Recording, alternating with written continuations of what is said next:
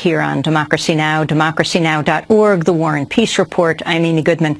Before we move on to Africa, to Nairobi, Kenya, to talk about the significance of President Obama's trip to his father's homeland, to where his father was born. He is now in Ethiopia, first U.S. president to go to either country, not to mention to address the African Union.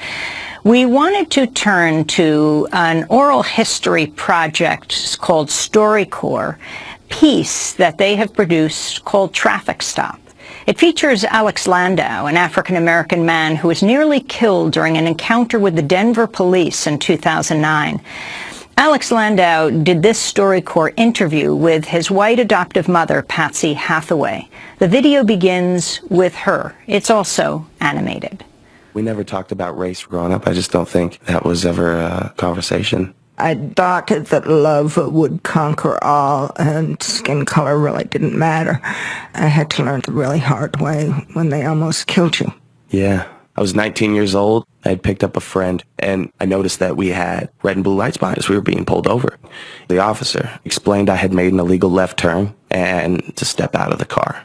So I get out of the car first. He pats me down, and then he goes around to the passenger side and pulls my friend Addison out of the car. Addison is white. Yeah, Addison is white, and he had some weed in his coat pocket. So he gets placed in handcuffs. I figure that everything's okay. I'm not in handcuffs. I've already been patted down. Plus, there's 3 officers on the scene. And I had never had a negative interaction with police in my life. So I asked them, can I please see a warrant before you continue the search? And they grabbed me and began to hit me in the face. I could hear Addison in the background yelling, "Stop, leave him alone."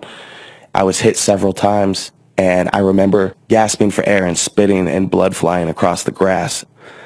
And then I hear an officer shout out, "He's reaching for a gun."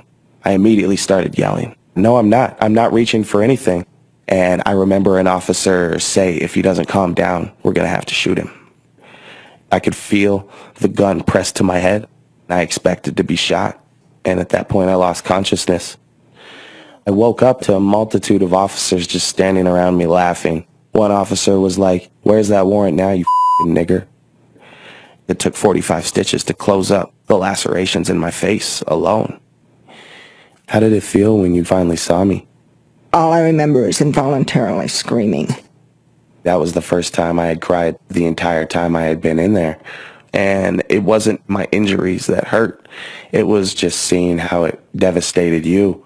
My whole worldview changed that night. Yeah. For me, it was the point of awakening to how the rest of the world is going to look at you. I was just another black face in the streets, and I was almost another dead black male. That was a StoryCorps interview with Alex Landau and his mother, Patsy Hathaway, just released on Friday. For our TV viewers, the images we're showing are graphic in nature. The photographs of Alex taken the night of January 15, 2009, following the traffic stop. His face is bloodied and bruised, practically beyond recognition. Landau has since become involved in efforts to curb use of excessive force by police and to foster transparency and accountability by police officers, including the use of body cameras.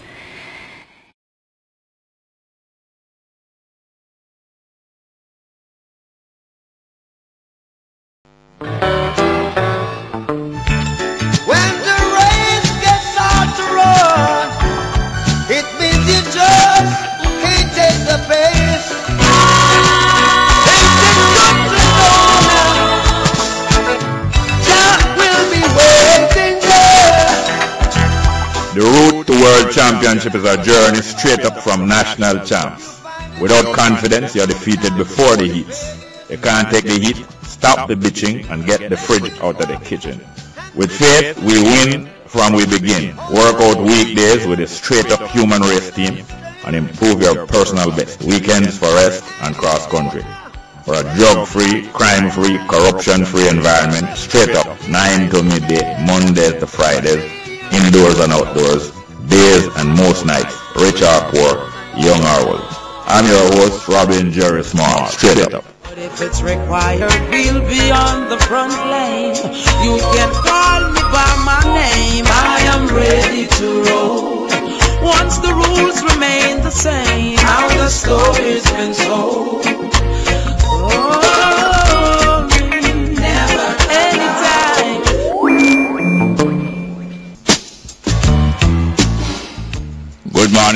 welcome to Straight Up for today, the 7th of August, the day after the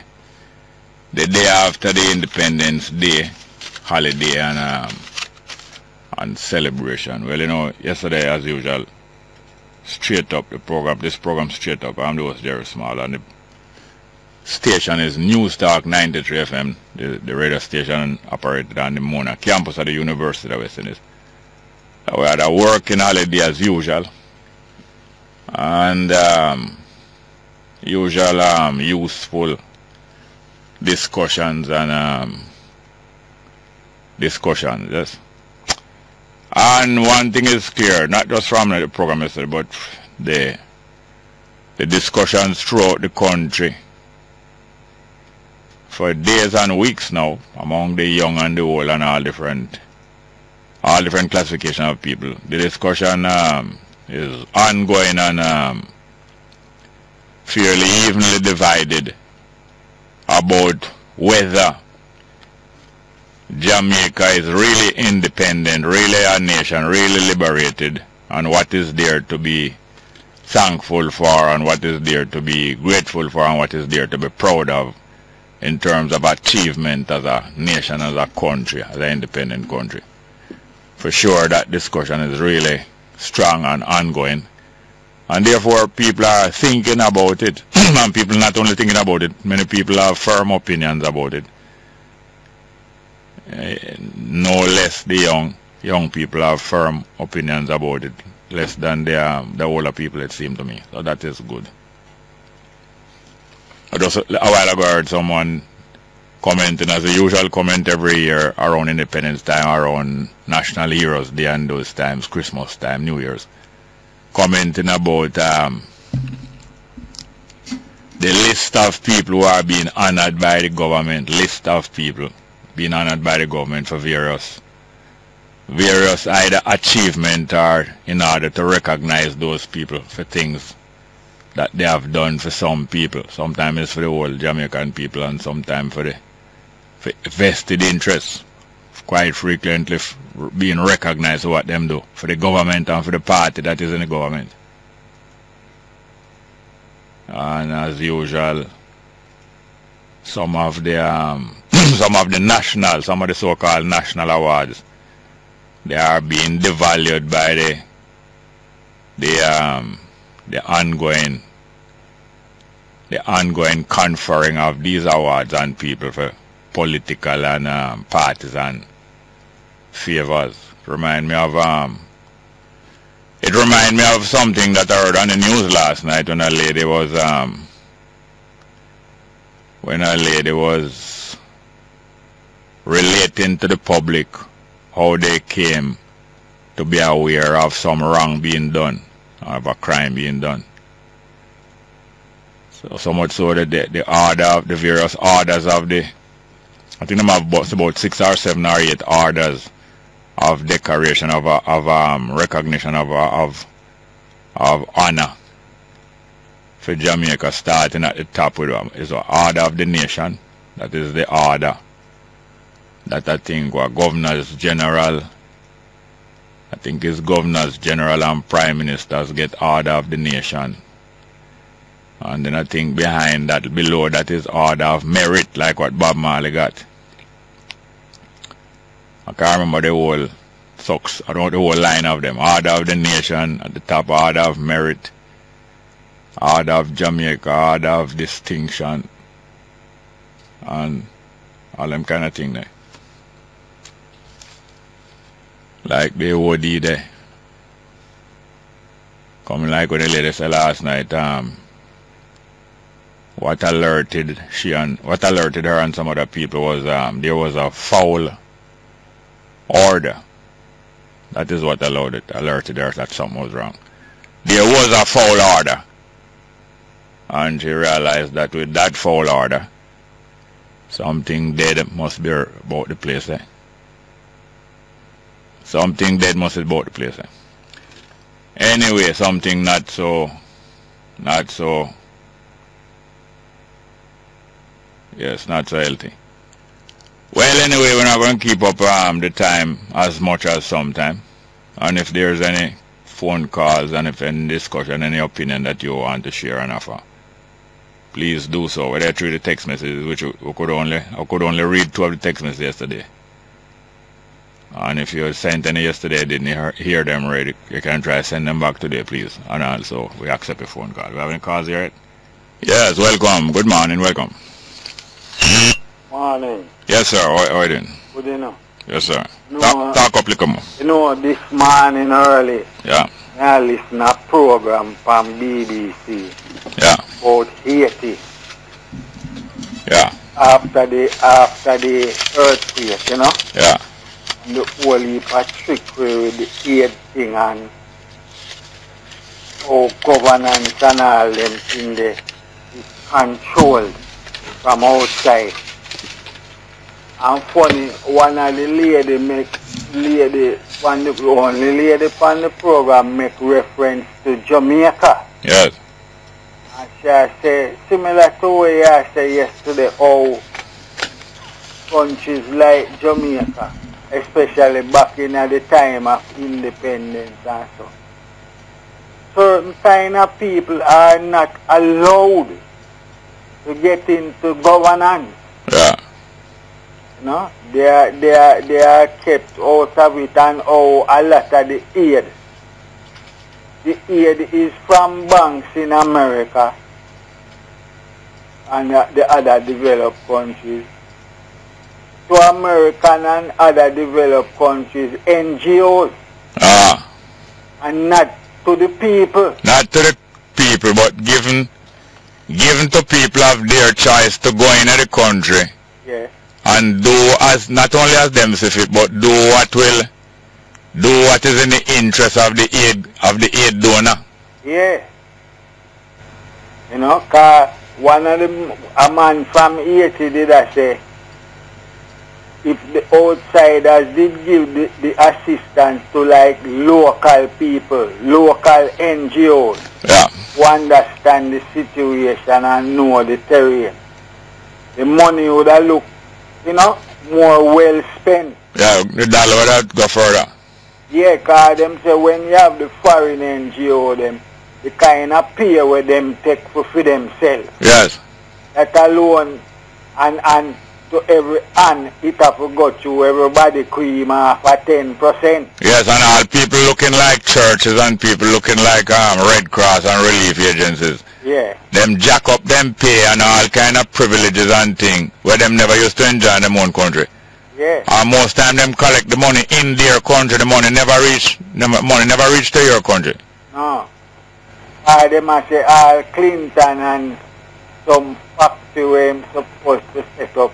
Yeah. I said the pay where the people them were actually working at the factory get. Yeah. By the time them spend full bus fare and full lunch money, and them from you just have to work for work. Yeah, just to reach back to work. You just have enough money to reach back to work. Yeah. A whole well organized and well worked out.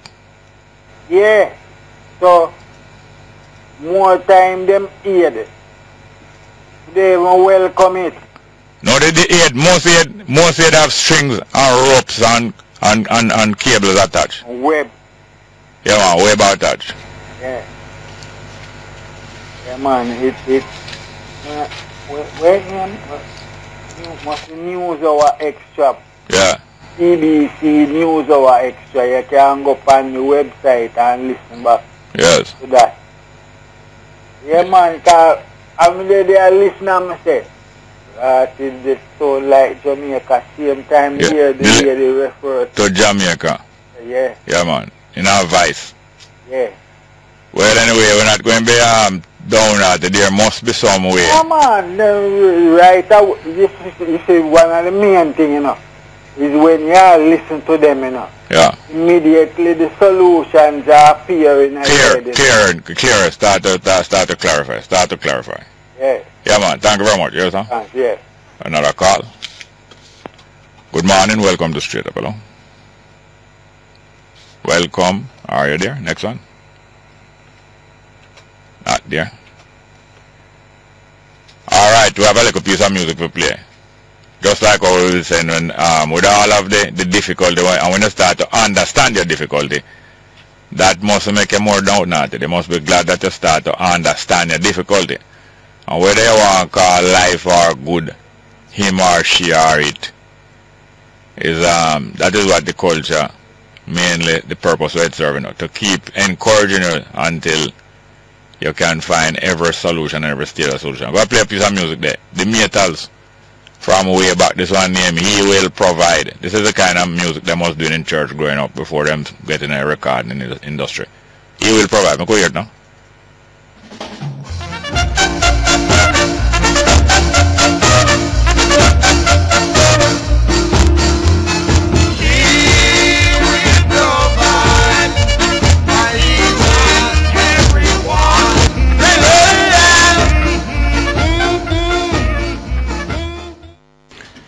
Yeah, that's the Metals from around about little after the independence in 1962. He will provide.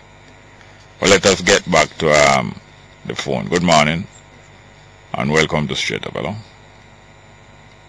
Next one. Good morning, welcome to Straight Up. Hello. Yes, Father Jerry. Yes, welcome, sir. Good morning, sir. Morning. That bag we give the information that we find on the bus. Yeah. So it's a guy who work at Cool FM. He say he have some hard drive in it and stuff like that. They give out the announcement this morning. I was listening to Cool FM and they mention it. They give out an announcement on Cool FM that a bag was lost? Yeah, it's a guy who work at Cool FM. And where them say them lost it? On a bus. Yeah, which bus? Evidently, I don't remember which bus, but just the way you describe the bus and location, I think that's the same. Well, thank you very much for that help. Well, it seems as if it might be the same bag that was being announced on another radio station early this morning, you say? About 20 minutes ago. Oh yeah. Seriously. Yeah. Around 20 minutes ago, the data advertised it. Okay. So you called after you heard about the bag, or you just happened to? Yeah. No, when we tune in to you just now, me mention it. Yeah. So me just give out the alert, the information. Alright.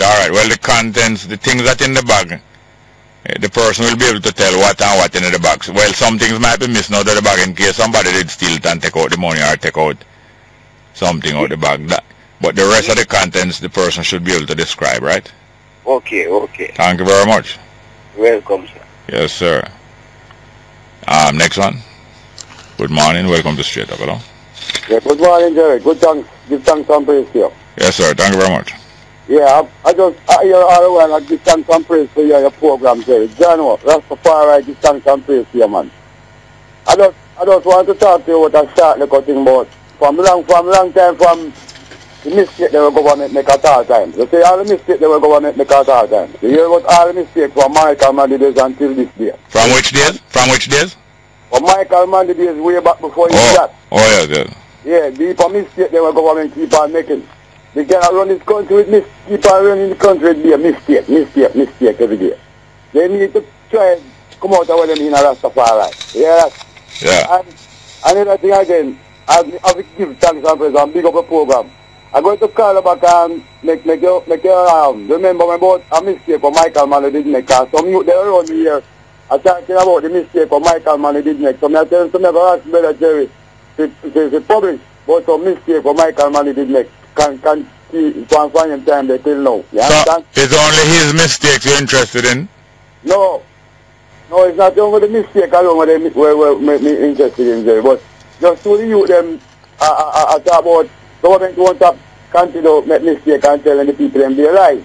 Oh. So, that's a lot bring up this argument, Yeah, so I just a short look a call, you understand? Yeah, thank you very much, sir. Yes, sir. Next one, please. Good morning and welcome to Straight Up. Hello. Next one, not there? Alright, yeah, talking about Michael Manley mistake. Well, I'm not really just I'm not going to discuss that because we're not. If somebody call in and them have some idea about something, they must give some ideas. But to ask me not to search out one particular person's mistakes, I don't think I'm really going to take on that job as a useful contribution to a discussion. If we're going to talk about mistakes generally or good works generally, fine. Or even if we're going to ask about the good works of a person, fine. But to really go focus upon the mistakes of one person, I don't think that is within my duty to go focus upon the mistakes of one person. But if you have an idea about one person and you want to start a discussion, please don't ask me to dig up something specifically about one person alone. No disrespect, man. Good morning, welcome to Straight Up, hello? Yeah. Yes, go ahead. Morning. Well, Jerry. Yes, sir, welcome. I assume that man is in the same age group. Oh, is you did call yesterday? No. Not you? From how much week me call now? Yeah. I'm in my 60 little bit. Oh, yeah. So we supposed to remember. Yeah. I never hear you speak about the growth that this country had in the 60s. The growth? Right up Joe under Mr. Shearer. The growth? Yes. That the country had under Shearer. And yes, not only Shearer alone. Yeah. Sansa, Bustamante, yeah. And Mr. Shearer. Where did we start not getting any growth? What kind of growth are you talking about? Growth domestic product. All right. Could you describe some of it for me? You remember the backside industry? Yeah. You remember the hotel tourism industry? Yeah. When those... You remember the agriculture in those times? Yeah, yeah. You remember, me and you supposed to know when things used to boom those times. Yeah. All the backside industry that people them that came here and developed themselves here. Well, those started from in the 40s, really, not in the 60s. That was from in the 40s? Yeah, the backside started... Guys, I was here from in the 40s. Hear this. Reynolds was here from in the 40s. Hear this. The backside started in the 40s, and the production, I think, started in the 50s, but the backside exploration and development started from in the 40s, and I think the production started in the 50s, and I remember from 1952, me a little boy in a center. 52? The time I don't born yet. But that's why I'm telling you, please listen a little. I living in Senton as a little boy, and backside, whole heap of backside development are going on in a Senton. Matter of fact, it was in a part of Senton that the backside was discovered somewhere, going around one man named the Casted of some land and discover some backside. And not only the backside was development was going on, production. The backside was buying out land and taking over land, and they took over many big farms, and them started to raise all over a cow. So you used to have a whole heap of cowboy. The backside did have hundreds of cow, or maybe dozens and scores of white cowboy ride per horse around up cow down here. Did you know about that too? Did you know about that? I can't know about that, Mr. Alright, let's go for a break and come back. Let's go for a break and come back. Are you there, sir? Yes, I'm still here, sir. Yes, man. Yes, some economic growth did take place in the first 10 years after independence. Yes, over 6%, 7%. Hello. Yeah. Over 7%. You go on talking, man. Don't lead me. Go on talking. It's from 1972. This country started to go down, you know. Yes. Hold on. Start to go down economically, right? Yes, economically. All right. Then now, in terms of human rights, when it start to go down? Well, I would say somewhere in the 80s. In the 80s, it started to go down with human rights. Yes. So when shortly after the JLP win election in April 1962, and some of the young government ministers them start box down big policemen and do all kind of thing, and rough up police in the public front of people and embarrass them and thing, and little more, yeah. 1980, you say? No, shortly after 1962. Tell yeah. me which No, listen. You listen. Listen. After April 1962, 62. Yes. Shortly after April 1962. Well, Mr. Small, I don't know anything about that. I was just 9-year-old. And because you never know about it, it never take place. I don't know. It took place in the 76 too. Alright. Police. Well, I am asking you. A woman corporal. Why you say that? I am asking you when the human rights situation in Jamaica start to deteriorate. I don't know, mister. When too young, I don't have no knowledge of that. I'm talking about what I know. Alright, talking about Rosal, the very next year, within 8 months of independence, at Rosal, the government used a crime scene that involved some burning down of some property and killing of some people. The government used that to smash the human rights of hundreds of thousands of Jamaicans coming out of Carl Guards. You know about that? So hold on, let me ask you something, Mr. Small. It was the government just first go on and go lock up the Rasta and trim them? Isn't the Rasta them go burn on the police station? Which Rasta? The Rasta them that which one of them? Over Tower Hill. Yes, Tower Hill. Yes, this man gone to prison and leave the capture land there, and this man capture land, then if to prison and come back and somebody capture it. If a half, this is what caught the fiction. So if a half dozen man or a dozen man carry out some crime, why must that cause hundreds of thousands of people to be battered and damaged all over Jamaica? They were the one that started it because the police neglected them and then take the law in their own hands. I said if a half dozen man do something, how come you bring down pressure upon hundreds of thousands of people? Why? Hundreds of rich thousand. You had a hundred of thousand when Rasta in our country that time. Yes. I'm sure you are never Rasta that time. You don't know your head from your tail, sir. Who don't know my head from my tail? You. So you're not giving the people the facts, man. You know, fear. No, you don't know. You don't know your head from your tail. But we're going to leave you. We're going to leave you where you are. We're going to leave you snapping at your tail and running around a circle. Thank you very much. Good morning and welcome to Straight Up, hello. Morning, welcome, Straight Up, hello.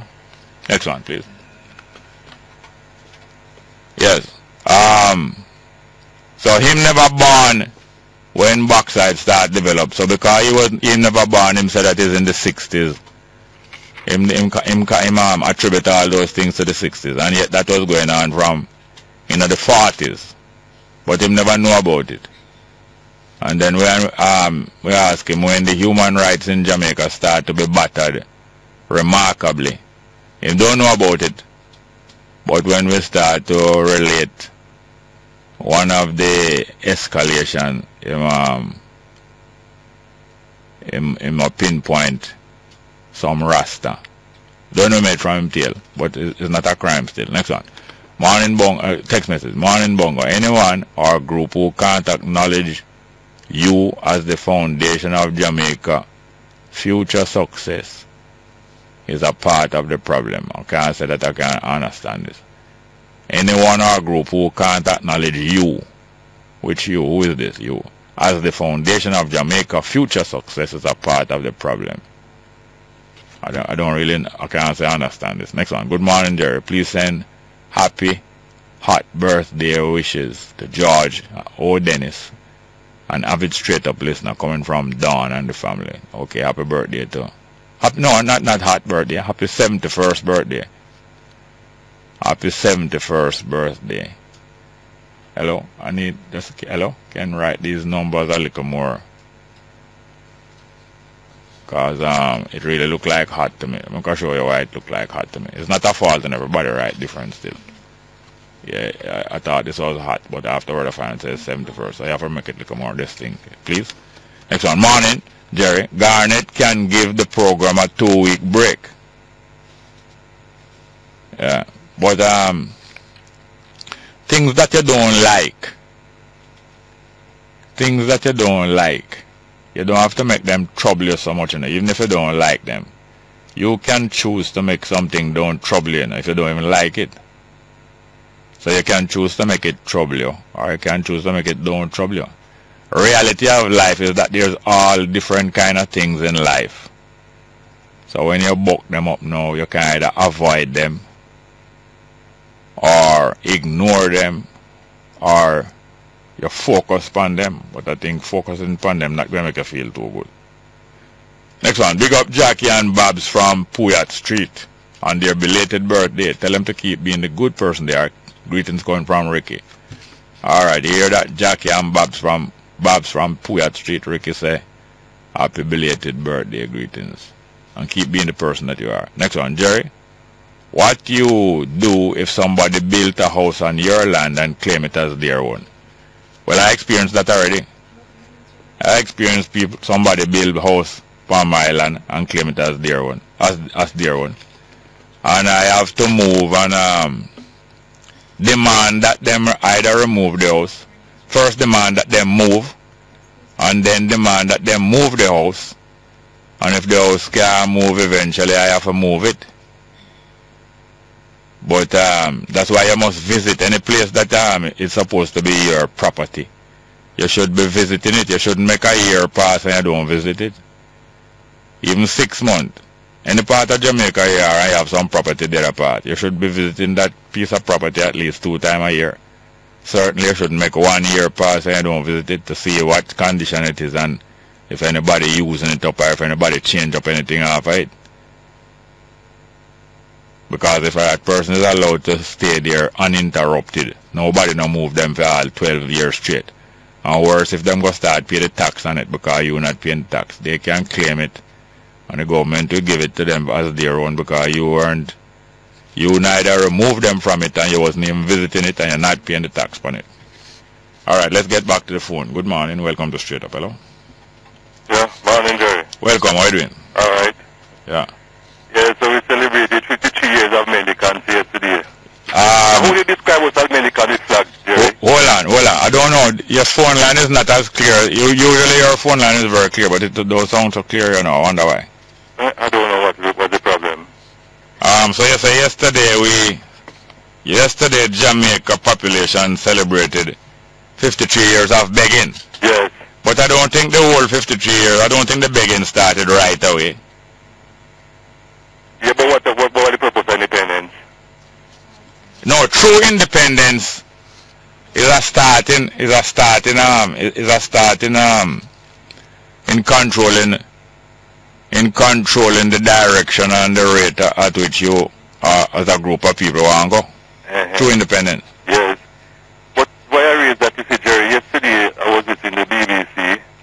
I know it's 50 years now since Singapore seceded from the Federation, from the Federation. Yeah, 50 years. Yeah, the Singapore, yeah. Yeah. And a lady, she was on the BBC news and she's a descendant of India. Indian descendant? Yeah. Her father came from India because the port in Singapore was the attraction then. Yeah. And she said, Jerry, that's when Singapore seceded from the Mali Federation. Yeah. They had no electricity. What? No sanitation and no water. Yeah. So can you imagine this quality situation that existed then? Yeah. Yes. And today, Singapore, you can take Singapore from such a quality situation and place among the who's of the global economic powers. Yeah. And whenever reference is made to Singapore of its success, yeah, the reaction usually from so-called analysts and politicians is that, why we can't do like Singapore because Singapore is a dictator, is under dictatorship. No nonsense that, Jerry. No, well, what I would like, what would be useful to examine is a difference. Singapore was in a federation, right? That was organized by who? Singapore was in a federation that was organized by who? By the British?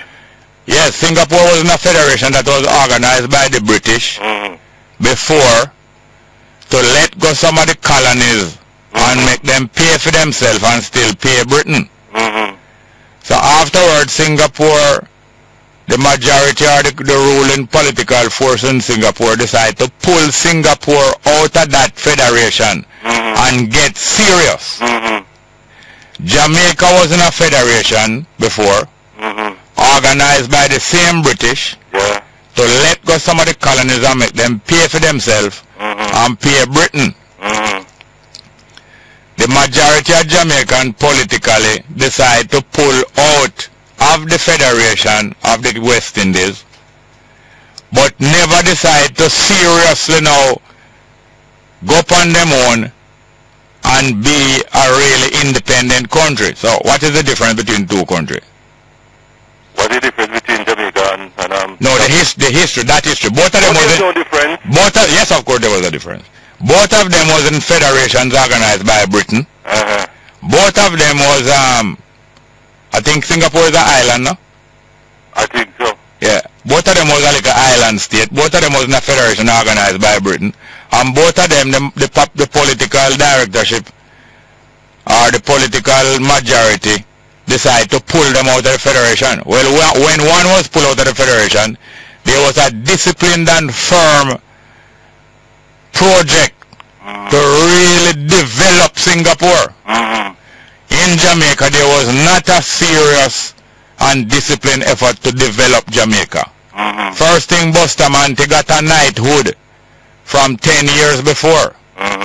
Bustamante get knighthood from the Queen from 10 years before, you know, and them start calling him Sir Alexander Bustamante. Yeah. To show how much them own him and him agree with the ownership of him by them. And he is going to carry out their wishes. What do you think the knighthood of Bustamante in 1952-53 was about? That's what it's about, you know. Honoring him with a knighthood and him going to carry out their wishes, you understand me? Yeah. So from 10 years before, and from more than 10 years before Jamaica get independence, Bustamante already pledged that him not going to build no real independence in Jamaica. He's going to carry on, make Britain get the best out of Jamaica. That is not what Singapore did, and that's not what Lee Kuan Yew did. Is there a difference between the two places now? Yeah. Yeah, and that difference was from before independence in 62? And, okay, so they're different. So, they're two different characters, though. Not only two different characters, two different set of people. One of the set of people allowed Bustamante and the PNP and the JP to do what they were doing. And the next set of people in Singapore, although Lee Kuan Yew was authoritarian and like a dictator, yeah, they worked along with him within certain bounds and them get some results. Let's go for a break, please. Okay. Welcome back. Are you there, sir? Can I point out one more thing? I stand corrected anyway. I think that Lee Kuan Yew was also a labor leader like Bustamante, you know. Right. And I think he was also a lawyer. Yeah, man, he was. But I think he used those experience and that training that he had to develop some discipline and a plan. And the difference also, he gathered a team of people. It wasn't him alone. Bustamante acted on the religion around the JLP is that Bustamante alone word can decide everything, and is anything Bustamante do, we're going along with it. Although Lee Kuan Yew was a strong-headed man, I think he gathered a team of people, and he gathered a team of people who was committed that corruption will be punished severely, right, and performance will be rewarded, right, decisively. Right. And that is some more the differences. And one more difference, which is not an excuse, we cannot take it as an excuse. Singapore did not have the history of this enslavement and the capturing of some people carried to Singapore there. And we had that handicap to come over. Maybe a person like Marcus Garvey, if he had not been run out of Jamaica, we're not making any excuses either, maybe a person like Marcus Garvey might have ended up as a disciplined, if he's not strong-headed leader who might have carried Jamaica in a direction like Singapore even before the Second World War. Maybe. Yeah. But certainly that is the difference between Singapore. One of the main differences is the leadership of Lee Kuan Yew and the leadership of Bustamante, and also the discipline and the teamwork rather than a one-man rule. Right, right. And Jerry, in addition to that, you see, last year the Singapore ambassador was here, you see? Yeah. And he left some advice to the government already in the green. You know one of them he said? Yeah. That we should do? Practice meritocracy. Meritocracy, yes. Right. Use the full force of the law, educate the people well. Yeah. Zero tolerance for corruption. Yeah. And incarcerate public officials who involved in corruption. Well, now, we the people of Jamaica, I think, were listening to him more than the political representative. I don't think they listened to him at all. They were dying for the visit done and go to the airport and wave him off and say, all right, go on where you go. I believe. Because you know meritocracy, you know what the replacement for meritocracy. No, meritocracy course, I mean the people who merit or who deserve. The people who deserve reward or more reward will get more reward, and people who don't deserve any friend and friend business, and comrade and honorable butch friend, big friend business. Right. Thank you very much. Yeah, man. Cool. Good morning. Welcome to Straight Up. Hello. Welcome. Yes, sir. Talk up little more. Yeah, man. You hear me? Yes, sir. Yes, boy. I'm rated as a good historian. Well, thank you. Yes, boy. Because the guy say what? He was 9 years old. Yeah. Duck him a duck out. Yeah. Yeah, man. Duck him a duck out. Yeah, because he came here to establish some points, and therefore he did some study and some research, or somebody coach him and give him something. Yeah. So when you're studying history, or when somebody coach you, don't make an excuse because you have been coached about the time before you come. So down in the Carl Garden place, you know. Yeah. It was a nationwide thing, or just Carl Garden? No, an incident took place in the Carl Garden area where some people decided to take some revenge over some land use. Okay. Abuse of land use and abuse of land ownership. Some people decided to take some revenge, including arson, burning down people's property and killing people. Okay. Now that set of people should have been apprehended or caught and punished, tried and punished. Instead of that, the government let loose. Who was the government at the time? The same Busterman, the government, 8 months after Independence Day 1962. 8 months. Wicked money? Might be so, yet I don't usually use the habit of calling them that, but that was a kind of old Jezebel still. Yeah. That's why Justin Hines make the music and him ban the music. I hear the state of emergency did come in. Well, there have been more than one state of emergency. No, man, this is in the 70s. I did 76, I believe. 76. 76? Yeah. Boy, I see them hold some Rasta man and tie them together, boy, and when the policeman say, hey, you trim that one there. Yeah. And push and stick in at the man them bottom. Right, the Q, you know Q road there, sir? Yeah. Yes, man, and that was a nationwide, no? State of emergency, yes. I can't. Was Sunday school to it, man. Yes, and even Michael Manley, me myself, me and 91 of my brethren, 92 of us was detained in that state of emergency. Oh, so you feel it too? Yes, man, 92 of us, innocently detained in that state of emergency. And one time you're like, you say, Busterman did get off. But then they call it, but then they put the handle and put for them name again. I don't know. Give me a hint. I don't know. Like, you say them control him by putting a handle on him. Yeah, give him Sir Alec. Them give him a knighthood. The queen give him a knighthood just after she become queen. Oh, well, them the commander named Queen Council now. Them control them. Yeah, it's a similar thing. Now, honor them and include them. Honor them and include them, and they can depend. So like when the civil rights of people diminish now, when labor rights are boxed down police. Yeah. Like out of airport, a politician, a labor rights. Yes, no, that was a PNP man, KD night. Both set of politicians and their families and them connection. All of them have the same, listen, all of them have the same political culture, all of them. Same political culture them have. Frighten Friday, and frighten over position, and frighten over the emperor new clothes and the empress new clothes. Next card, please. Good morning, welcome to Straight Up, hello. Morning, Jer. Welcome, sir. How you do? Fine, thanks. Last call for 3 months. Listen, yeah. You see that caller there? Yeah. If he's going to politicize the growth of bauxite and tourism, he's a loser. Yeah. Right? Because the bauxite, as you said, was the exploration started in the 1940s. Yeah. Alcon Reynolds and Kaiser started it. Yeah. Right? And remember, June 1952, the first shipment, right? Yes. Went out to watch it from June 9th. Yeah, but I was a little boy. I go down and watch it. My parents and carry me down and watch it when they was building. You was 6. No, long before. 1951, 52, my parents carry me down and watch it, and I see when them dig out the ground to make the storage. At the deepest hole, never see. Dig out the ground to make the storage for the bauxite wharf down and watch it there. That time, watch it was a little village. Right.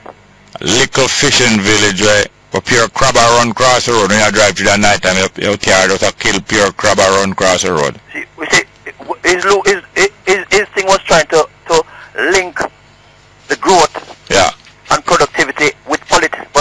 With his party. Yeah, but what him don't understand is that the growth of the tourism industry in 1956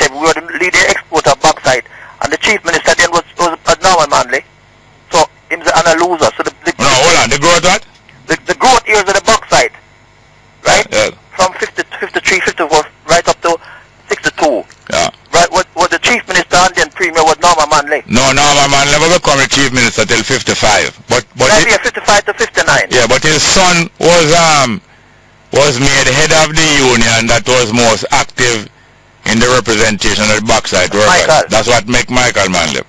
That and public opinion. The newspaper public opinion. If the tourist industry has nothing to do with politics, because the tourist industry started growing in the 19th century, Jerry. Yeah, from in the 1800s, right? You're quite right. And the three hotels was built was Montego Bay, Portonton, and Myrtle Bank. Yeah. In 1892. And Tower Isle later. Right. So it's not to do with politics. Yeah. But if he's gonna say his party, then he's wrong. Yeah. Right. So he's a loser there. Yeah. 1938, we only had 64,000 tourists coming to this country. Yeah. 1952, we had 104,000. 1966, we had 340,000. Yeah. Right. So he wasn't. If you live to a situation, right? You live it and you read about it. He only read about it. He didn't live it. Yeah. What happened is that they have allegiance. They're not their allegiance is not to the fact. Their allegiance is to a side. You know. And it kind of cloud them. About it not to do with politics, Jerry. All right. Good management and prudence. Yeah, man. Thanks a lot. All right. But all the best. Safe travel. Yeah, all right, there. Safe travel. All right. Good morning. Welcome to Straight Up. Hello. Yes, Jerry. Welcome. Bless up, my brethren. Yes, sir. Our little suggestion, yeah, was the music. Yeah. You know, little land. Yeah. I like the idea for this start, probably get some interview with the old stars like Colonel Wrangling and Tony Wayne and all of the old stars them. Yeah. I come up, you understand? Yeah. And try it, because when Betty and them they used to do on the talk show, I might make a suggestion towards the Ambassador Theatre. Yeah. To try to make it into a museum. Yeah. A musical, because that's the history. They, you know, like Jimmy Cliff and all of them for opportunity. Oh, yeah. So me I say, my brother. Yeah. Because the time when I was Jerry, named there from Scatterlight. Jerome Hines, Jerry. Yeah, Jerry, yeah. When he was alive and sick and thing, and I try to get moved off, he say, get an interview with him. Yeah, I have interview with them from way back, you know, but that's good. But listen, I have to go for the news. I have to go for the news. Listen to me. Listen to me. Listen, I have to go for the news. Yeah. We'll be having Tinga Stewart here in a few minutes, I believe. All right. Straight. So me get a call.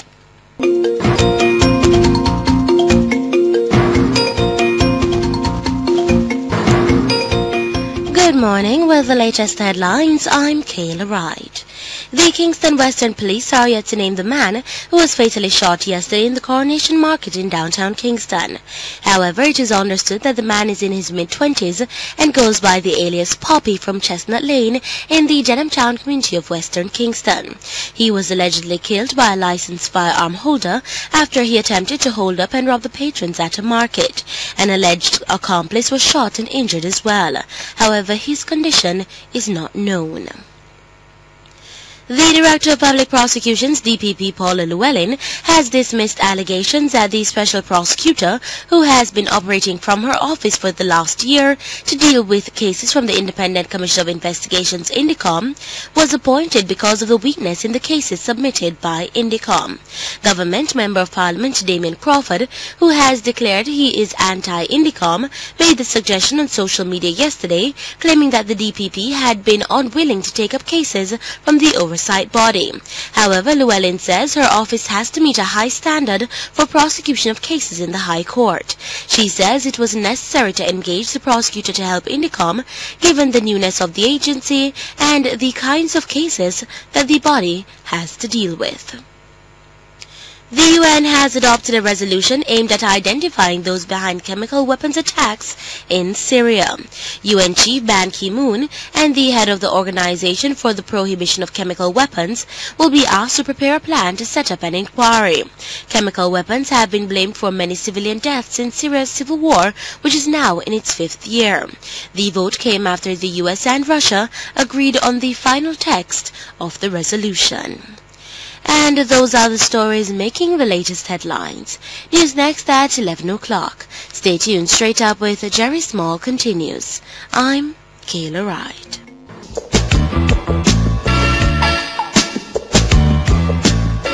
Yeah, Good morning to you and welcome back to Straight Up. We're into the second hour of the program here. And within a few minutes we're going to have our guest here today, Tinga Stewart, that well-known and well-celebrated Jamaican artist who made his mark more than one time in the festival song competition and in other ways too. Good morning, welcome back to Straight Up. Hello. Hello. Welcome, morning. Good morning and welcome. Good morning.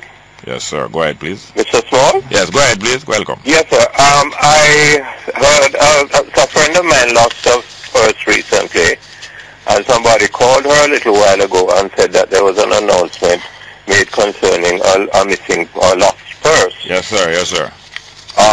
Was it a case of the purse had been found, or it was an announcement asking about the purse? No, it has been found. One has been found. Uh-huh. Can you give me any way that I can contact the person who has the purse? Well, to say in the purse, I have to say a purse, one purse. Fair enough. Just a minute. Could you tell me where she last knew of the purse? We are not certain, but I think that she lost it in a supermarket. Oh, but this one was found in a bus. All right. Well, the thing is, her purse would have some documents in there identifying her. Yes, and what else? Well, I think she had some bank cards in there. Yes. You had a learner's license there? She had a learner's license there. You had anything else with the picture? Voter's ID. She had a voter's ID, so there are things in there that would identify her. Okay, so there are several forms of documents in there, right? Yes. And what else was in there apart from the documents? Pardon?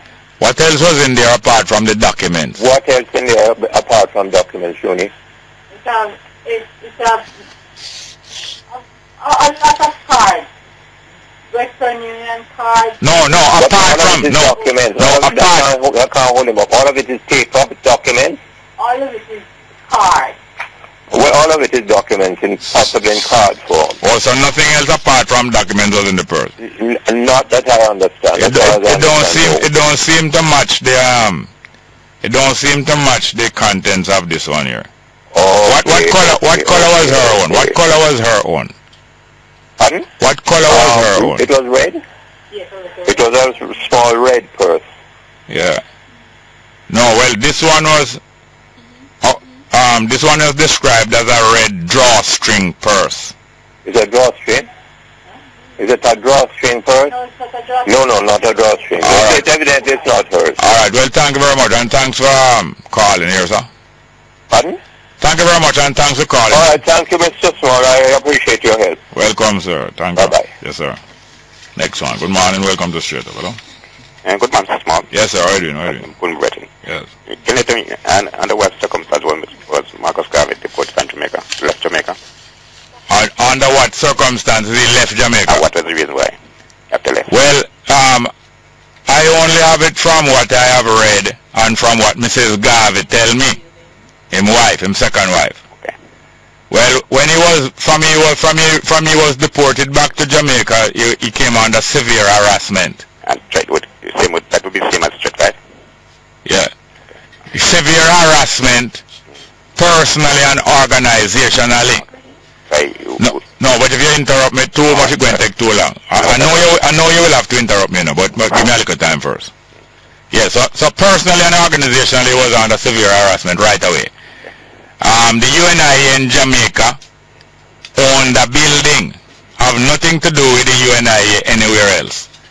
One of the first things they did, they brought a man from America who said he was owed money in America by the UNIA in America, and the British government illegally allowed him to bring a lawsuit against the UNIA in Jamaica to take away their building at Liberty Hall to pay him, which is illegal. You understand that? Yeah. All right, so they lost Liberty Hall. Then now he founded a political party. This is just some of the things. He founded a political party within 2 years of coming back. And he outlined some of the policies and some of the aims of the political party. the government arrested him and charged him with being a troublemaker. I think either sedition or something like that, because of the plans of this political platform. After that, he ran for a seat on the corporation, and if KCC and win the seat, and them cause him to lose the seat by non-attendance at a certain number of meetings of the corporation.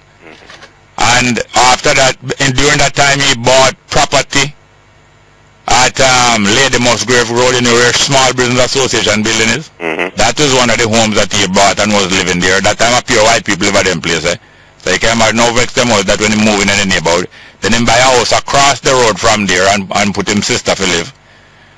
And the government take away those property from him, so he more tax. And did a whole heap of other things. His wife had property in Jakes Road, her family named Jakes, and them own most of the land around Jakes Road of Mountain View.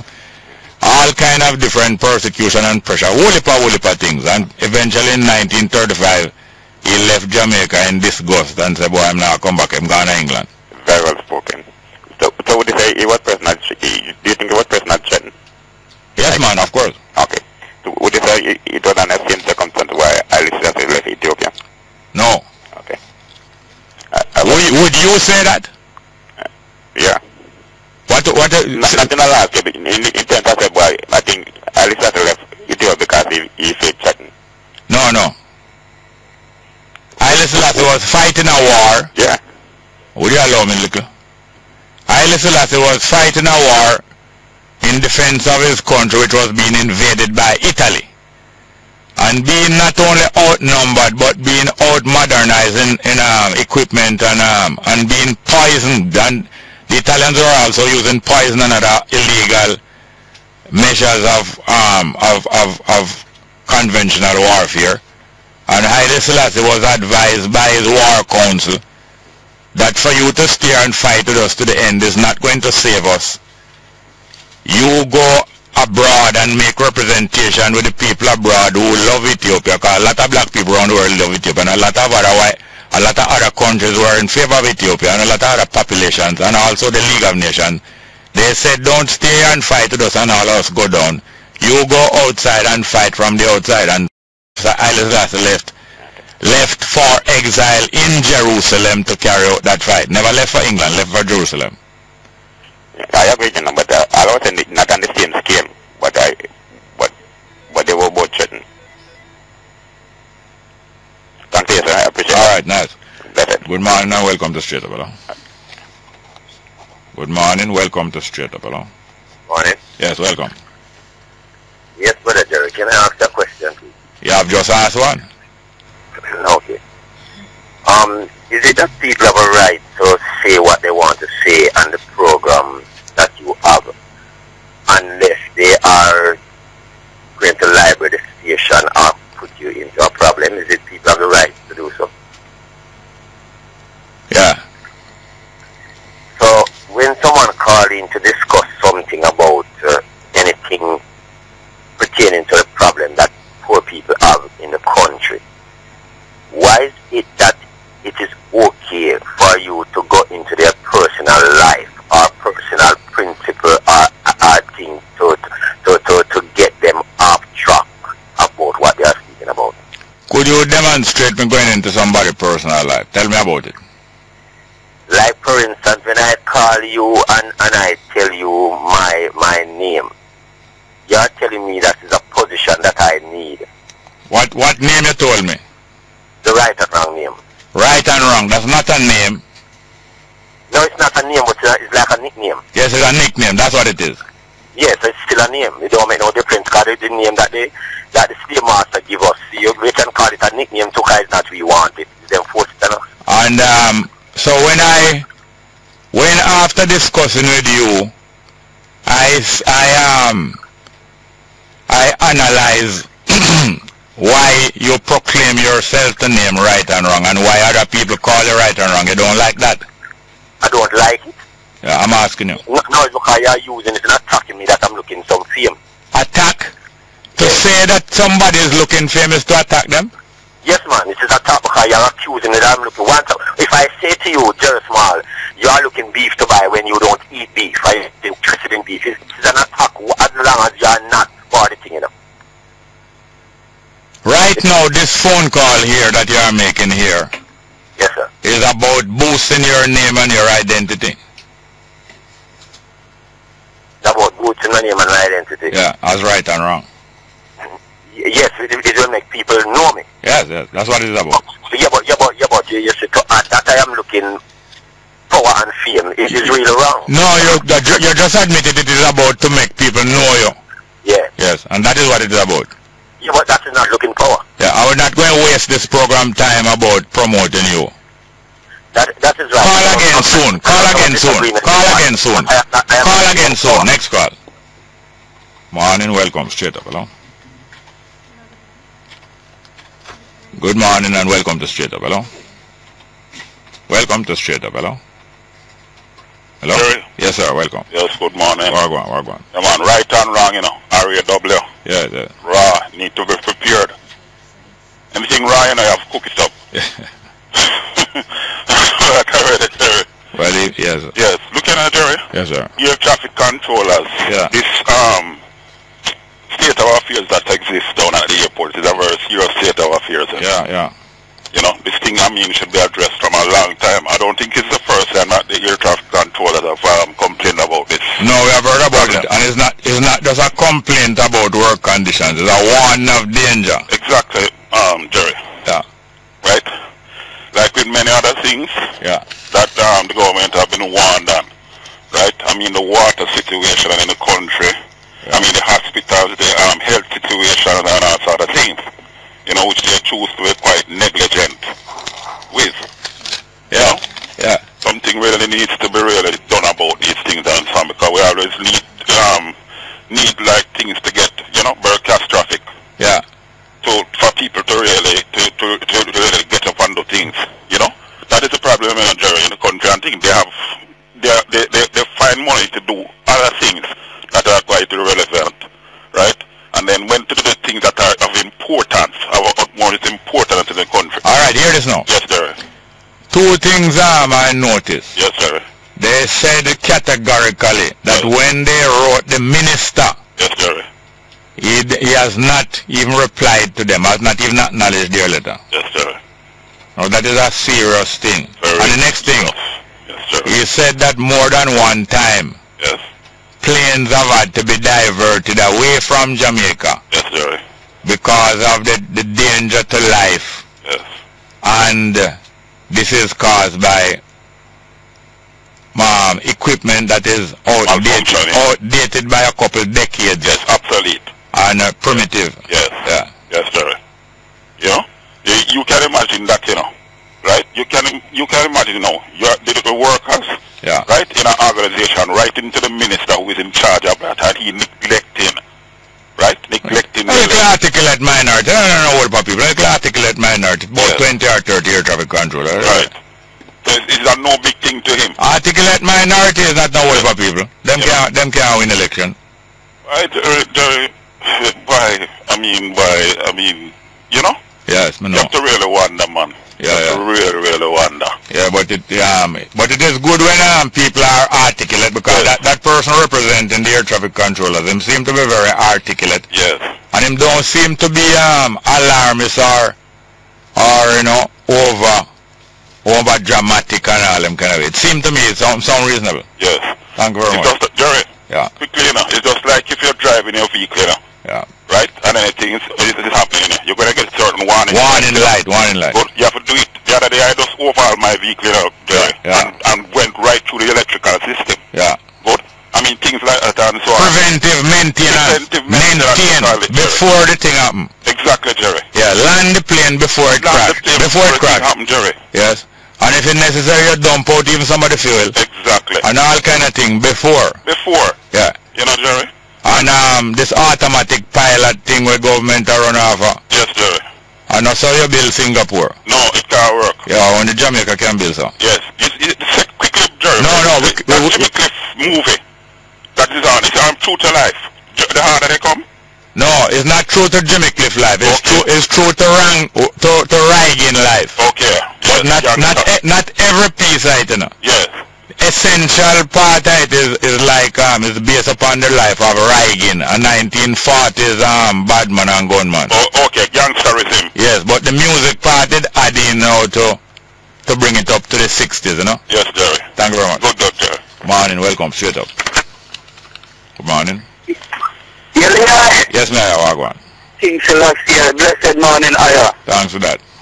Give thanks and praise for another day of straight up, you know? Yesterday I was listening to Straight Up, boy, I'm going to say, I just I take the last call and then to get to question, I'm going to say the current went and never come back till to one, you know, man. Wow. Yes, man, so I really missed something yesterday, you know? Yeah. You have a radio, you have a phone radio? Right now? Yeah.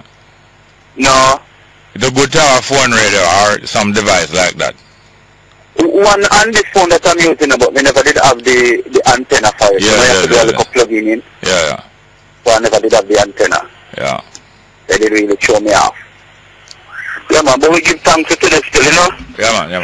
Me have a virgin who's part of the name Earth Strong to the mother, like, tell him say Happy Earth Strong, you know? Yeah. Bobo Jason work down GC faster there, you know? Yeah. Happy Earth Strong, I hope there have many more, you know? Yes, sir. This is a blessed month to be born in the month of Judah, you know? Yeah. So we give thanks for the eye. Yes, Mr. Small, yesterday I started and I watched the Grand Gala in England, you know? Yeah. I'm looking at the Grand Gala, I see the government officials, them are rolling in a stadium, Mr. Small, in a them big vehicle, you know? Yeah, in our big vehicle. Right. I'm looking at it and I say, what?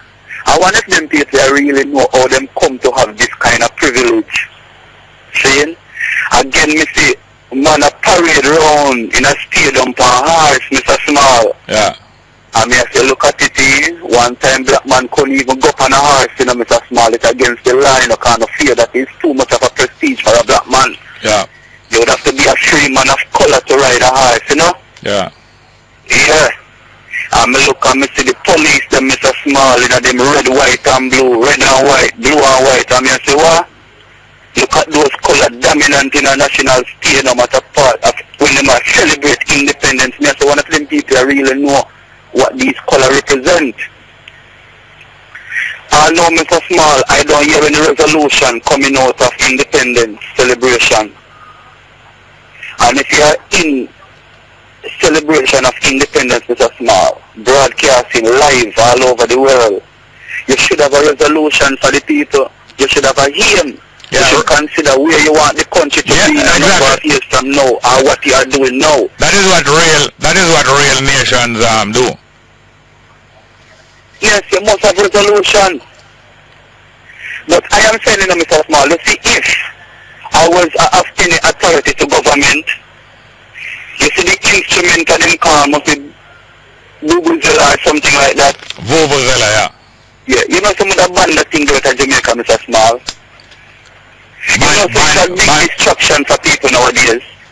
I call in the stadium yesterday, I'm out there when I'm having political party. You know, so this Vuvuzela, Mr. Small, it don't make you hear one word of the people, they must say. People just make nice and then them go one back. No, what happens is that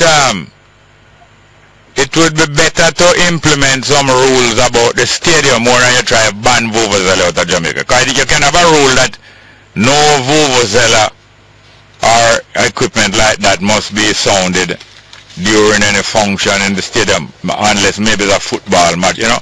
They can have rules like that, and these rules can be implemented, you know. Yeah, that's true. Yeah. Yeah, that's true, man.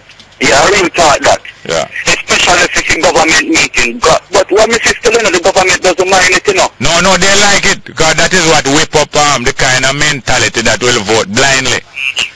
Just like how you're watching a show deafly. You watch a show but you're not hearing, you know. That means you're watching deafly. And you will vote blindly. Them have them agenda, because if you them not have nothing substantial to tell you. Yeah. Them no mind you go and make nice and then the meeting over you go and say, boy, you have a good time and it's the nice you make giving you the good time, you know. Yes. So what's been on Mr. Small? If you're not thing like yesterday, Independence Day, Mr. Small. You see, all the statues, we don't have movable statues of all our heroes, you know, Mr. Small. We have to be on display in a national stadium, you know. And the Jamaican color would have to be dominant there, you know, Mr. Small, celebrating the Jamaican way, you know. Anyway, I don't see those things. I don't see anything tangible. Yes. But anyway, once we understand what these people are about and them are waste time and things, it's not good for our morale to spend too much time about what them doing wrong. But we have to spend more time thinking out the rest of the way and the rest of the fight and the struggle and the task towards people really being free and in charge. Yeah. But thank you very much. We have to run our head off the race. Yeah, man. I'm guessing I studio. We're going a little bit over the time. But thank you very much for giving us a little picture of what going on in the studio yesterday. Yeah, man. Give some praise. Thank you very much. Yes, sir. We have our guest here, Mr. Tinga, Stewart, in the studio. How are you doing, sir? Well, fine. Nice. And the lady, introduce her now. Wife, Andrea. Yeah, how are you doing? She sings with me too. Yeah, she back up? Yeah, her name. Mike. Yeah, Princess Jamili in the singing thing. Yeah. Yeah, but her wifey. Yeah.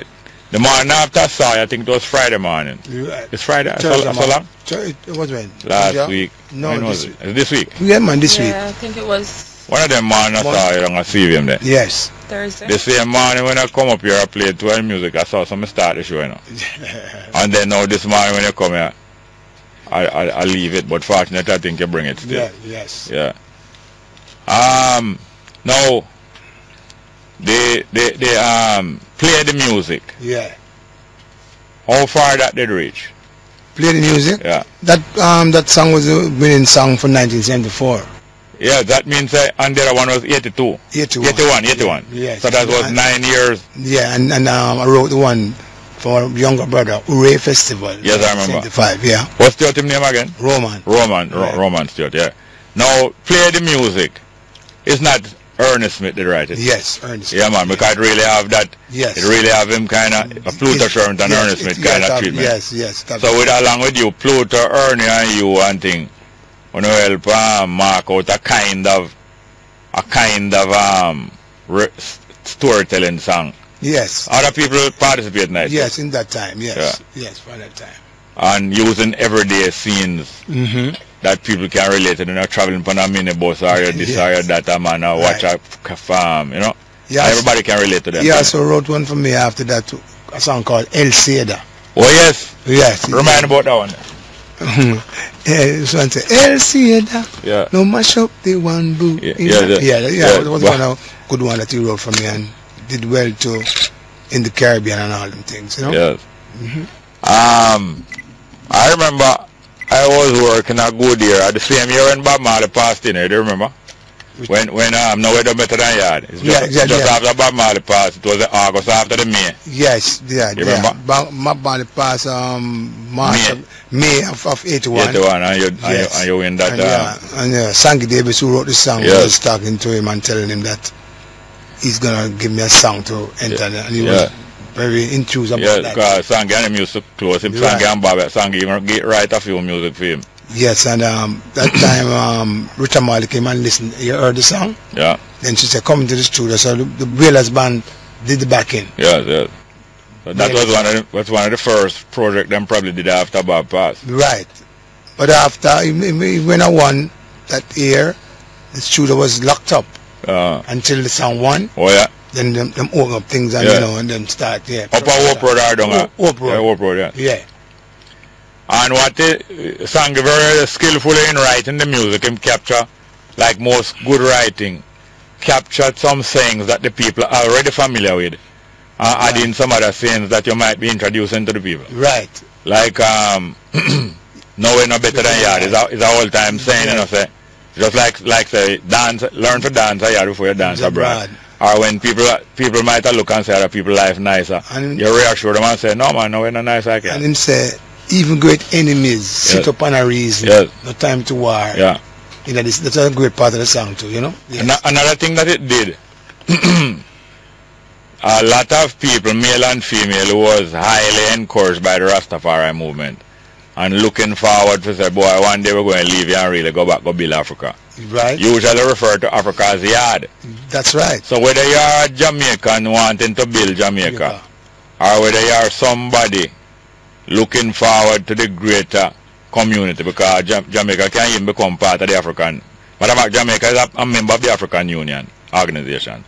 So when you use a word like no man no better than yard, even the man who want to left here and go Africa was able to support the song, as well as the man who said, me nah left here.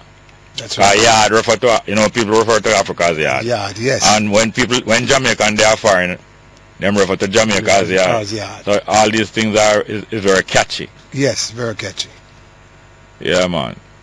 So when last year you entered the national? No, well, I want to put that stigma behind me. You know? Okay. It was a stigma for years. Yeah. I had to fight and do a lot of songs to get out of that bracket. Stigma and bracket, because and the festival is not fair to me. It's not good. All right, hold it right there. We're going to go for a break. Yes. Explain. Right. Welcome back to Straight Up. I have Tinga Stewart here as a guest in the studio. I have a correct little match that I did here a while ago. The first music, Play the Music, won the festival, written by Ernest Smith, won the festival in 74. Right. So when you won back in 81 with No Way Down Better Than Yard, that was a 7-year bracket. That's right. Not 9 years. I think that is a 9 years, a 7-year bracket. Yes. Now you say you're not, you say they are being treated fairly. No. Because when it comes to festival is not built around my career, because I come out of that stigma and make song and show them some can, you know what I mean? Yeah. Do other work on different festivals across the world and all that. But in terms of festival, I've been treated fairly. Why I said that is because 50th year anniversary, I wasn't even recognized to be a part of. Oh yeah? Them never called you, never contact you? So not in 2012? No. No? No. And you were here? But whether you were here or not, they could contact you? Yes, I think they should contact me, because I think I've, out of the festival songs over the years, I have three biggies. Yeah. Hooray Festival, Play the Music, No Way Better Than Yard. Yeah. I think those are standout festival songs. Yeah. So I should be, I should be called. And nobody respond and calling me for me to participate in those events. 2000, after the 51st anniversary, I was a part of it because they had a top 20. Oh, and my two songs was in the top 10. Yeah. So they had no alternative. Nothing was to call me. Yeah. That's why I know I'd participate in that one. But over the years, no. And the shows, even this year, I have a lot of shows around the island. Yeah. Nobody contact me about nothing. But as I say, festival is not my career. Yeah. I'm out of that, so. But I don't get in a fight. All right. What's the latest? You have a project for children. Yeah, Love for the Children. Yeah, song from the same album name, Love for the Children. It's a single, and it's on VPAD. That's a company from VP Records. Yeah, we can hear it now. Yes, Love for the Children. Yes. No, that one. VP. The same. You're not reading? Oh, we're having a difficulty. Yeah. We'll try another one. VP, the same VP Records? Yes. Oh, yeah? Same VP Records. So you produce abroad, or? No, I did the production. Yeah. Do the live tracks at Anchor Studio. And me and Princess Jamila right here did the backing and, at my studios, voicing and all that. Did mixing in a different studio, but I did the production on all of the album. All right. All right, we're going to hear it now. Love for the Children? Yes. Yeah, okay.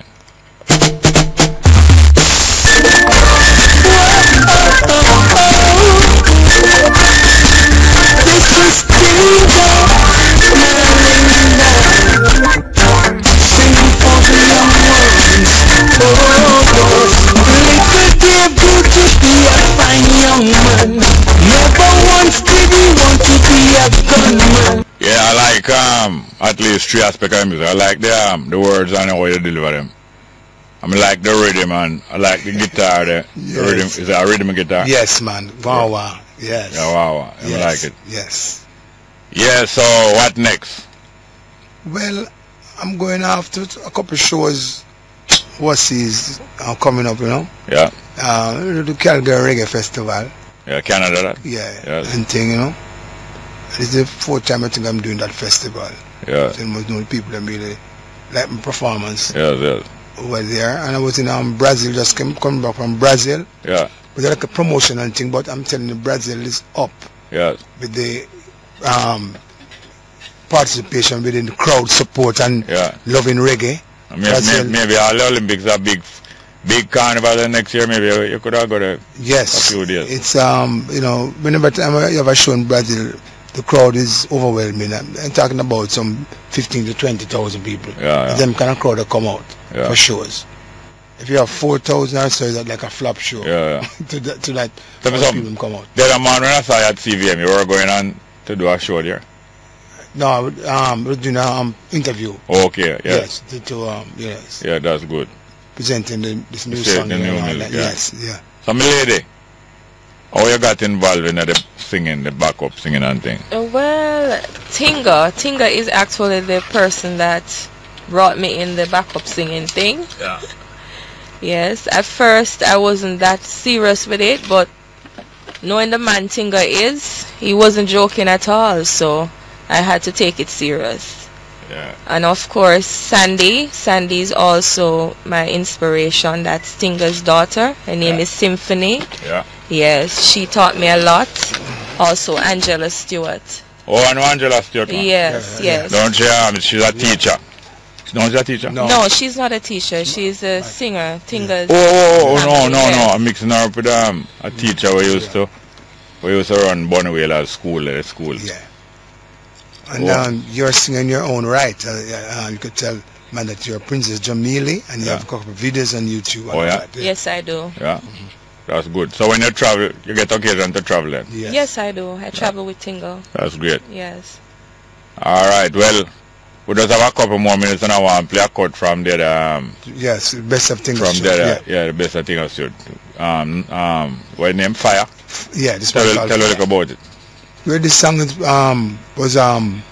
backed by the Roots Radix band. Yeah. On the Gregory Isaac's real band that always back Gregory. Yeah. And we take them to the studio, and it's so relevant when you hear this track. It's like it just made yesterday. Yeah. When you hear this track, it's like it's a brand new track just made. You can listen to it. It's called Fire. All right, so all the best. We're just going to play the music and cut out. Yeah, man. Respect. All the best, yeah? And thank you, my lady. Okay. Yeah, man. Anytime you're ready, you can visit. Okay. This one named Fire, yes. Yeah.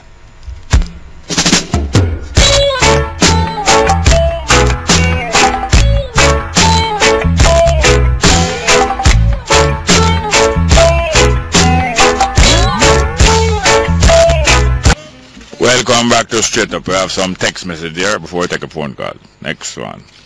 Jerry, have respect for the crown. After all, the black elitists in Jamaica inherited their wealth from the English system. Now this sound proper, it sound like proper English and sound sensible, but it have no sense at all, night. Read it again. Jerry, have respect for the crown. After all, the black elitists in Jamaica inherited their wealth from the English system.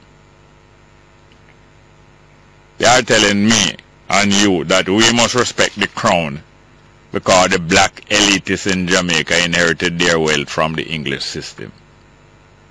This not sound so sensible to me. If you really understand what crown is, and if you understand what black elitist is, why would that make we have respect for the crown? Next one, Damien Crawford saying no worry about the gay them because them won't take away him wife. But him for knows that them will take him. No matter people on the whole, whether gay or otherwise, people on the whole will take all different kind of people, male or female, not especially gay, but they won't be able to they won't be able to separate you from your partnership if your partnership really work good. Next one. People want to see a financial statement before sponsors and supporters support the football team. Sponsors support winners and transparency, coming from Pat. You have sponsors that support people who are not yet winners, but when them say potential. But what you're saying about some truth in it, of course. Next one. Jerry, can you eat human rights? Check Cuba and Singapore.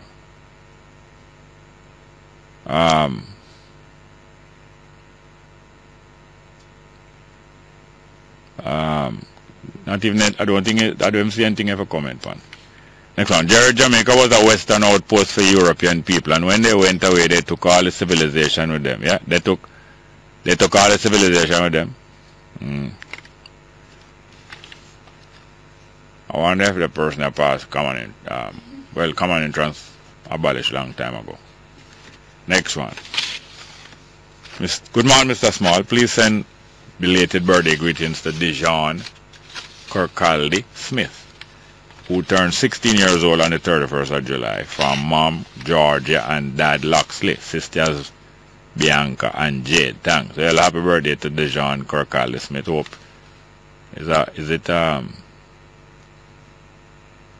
yes. Dijon Kirkcaldy Smith, who turned 16 on 31st of July. Next one. Jerry, I like your style. It is autocratic and sometimes dictatorship. Nevertheless, you are an educator. You think so? Thank you. Next one. Morning, Jerry. I really appreciate yesterday's show. Kwesi is a brilliant brother, and I enjoy how he brought across the point of Jamaicans' independence or lack thereof. It was even more significant because of the date on which a show like that was done. Well, thank you very much. I'm glad that you appreciate how him express himself and how him express the points. That's great. Thank you very much. Well, next one. Good morning and welcome to Straight Up. Hello. Good morning. Welcome. Good morning, Jerry. Yes, sir. How are you doing, sir? No. Jamaica, you see? Yes, sir. Is a very unique place, you know? Yeah, unique in many ways. Because, would you agree with me in saying Jamaica was the gateway to the Western Hemisphere? Well, what we call Western civilization. I don't know if I would say it was the gateway, but it certainly was a most important gateway, yes. Yeah, because the reason why I say that is mainly because of Spanish Town. Yeah. As the first really civilized city, so to speak, round here. City? Yeah. Round where? Which round where? In the New World? Yeah. Then what happened to all them Aztec city and all of them different them city in Central America, South America, and North America, Aztec and different. Those were cities, real cities, Well, yeah. But may I deal with from a Eurocentric style. Oh, Western civilization. Oh, yes. Yeah. Yes. Eurocentric, yes. Yeah. Because the fact that we have train and all electricity and running water before plenty place, Yeah. That wasn't accidental, Tell me about it. Because places like Jamaica help to finance the development of them technology there. Yes, I just said that something flashing on my mind. Yes, sir. Wow. Port Royal and Morgan, them, man. Yeah. I just said about the financing, man. Yeah, man. Come back to think of it, what Port Royal was the Wall Street long before Wall Street. Yeah, so the real bullion and the Fort Knox. Yeah. Or the Fort Knox before Fort Knox, because it have to back the money off the back. The money a gold base, what do you call it? Base pang real gold base. Yes, the money, that means that the paper was backed by real gold. Yeah, alright, you see all some of the, I think of the 1 cent, you see before the $1 coin did round, it did have some kind of straight side go round. Like the farmer 50 cents. Like the farmer 50 cents and one time chop and how you believe that come? when them all European pirate and king circulate gold coin and money and bring in currency so that them can get for tax people. Because the main reason why them bring in currency is so them can get for tax people and circulate money and tax people and them way. You see, anytime them want some money, like them want to raise taxes, them not only just raise taxes, you know, what you think them do?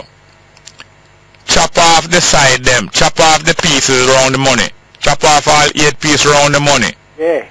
And you see the piece of gold of them chop off there. The money left with the money left with an octagonal shape, and the people say, right, the new style dollar, boy, it crispy, nice man, I like the new style dollar. That time I'm gone, them gone with some pieces of your money, you know. Yeah. And keep off the pieces of them chop off and go melt down back, down go circulate. That devalue them and devalue the money, you know, you know. Yeah. That's how that did come about, you know. Well, yeah. And not only that, the cities of the same cities of the New World, where it says the gateway to them civilization. Them why you think Black River and as it says Black River and Kingston and some other place did have telephone and electricity and train before them thing they common in England? It's because the richest English citizens is them place them used to live, is them could afford it. It's like when a new technology come in, only the rich people can afford it. So alright. You find them thing at Jamaica because the Jamaica planter in the proverb in that day, you know, was to be as rich as a Jamaica planter, you know. Yes, that's the same. Prove that to you.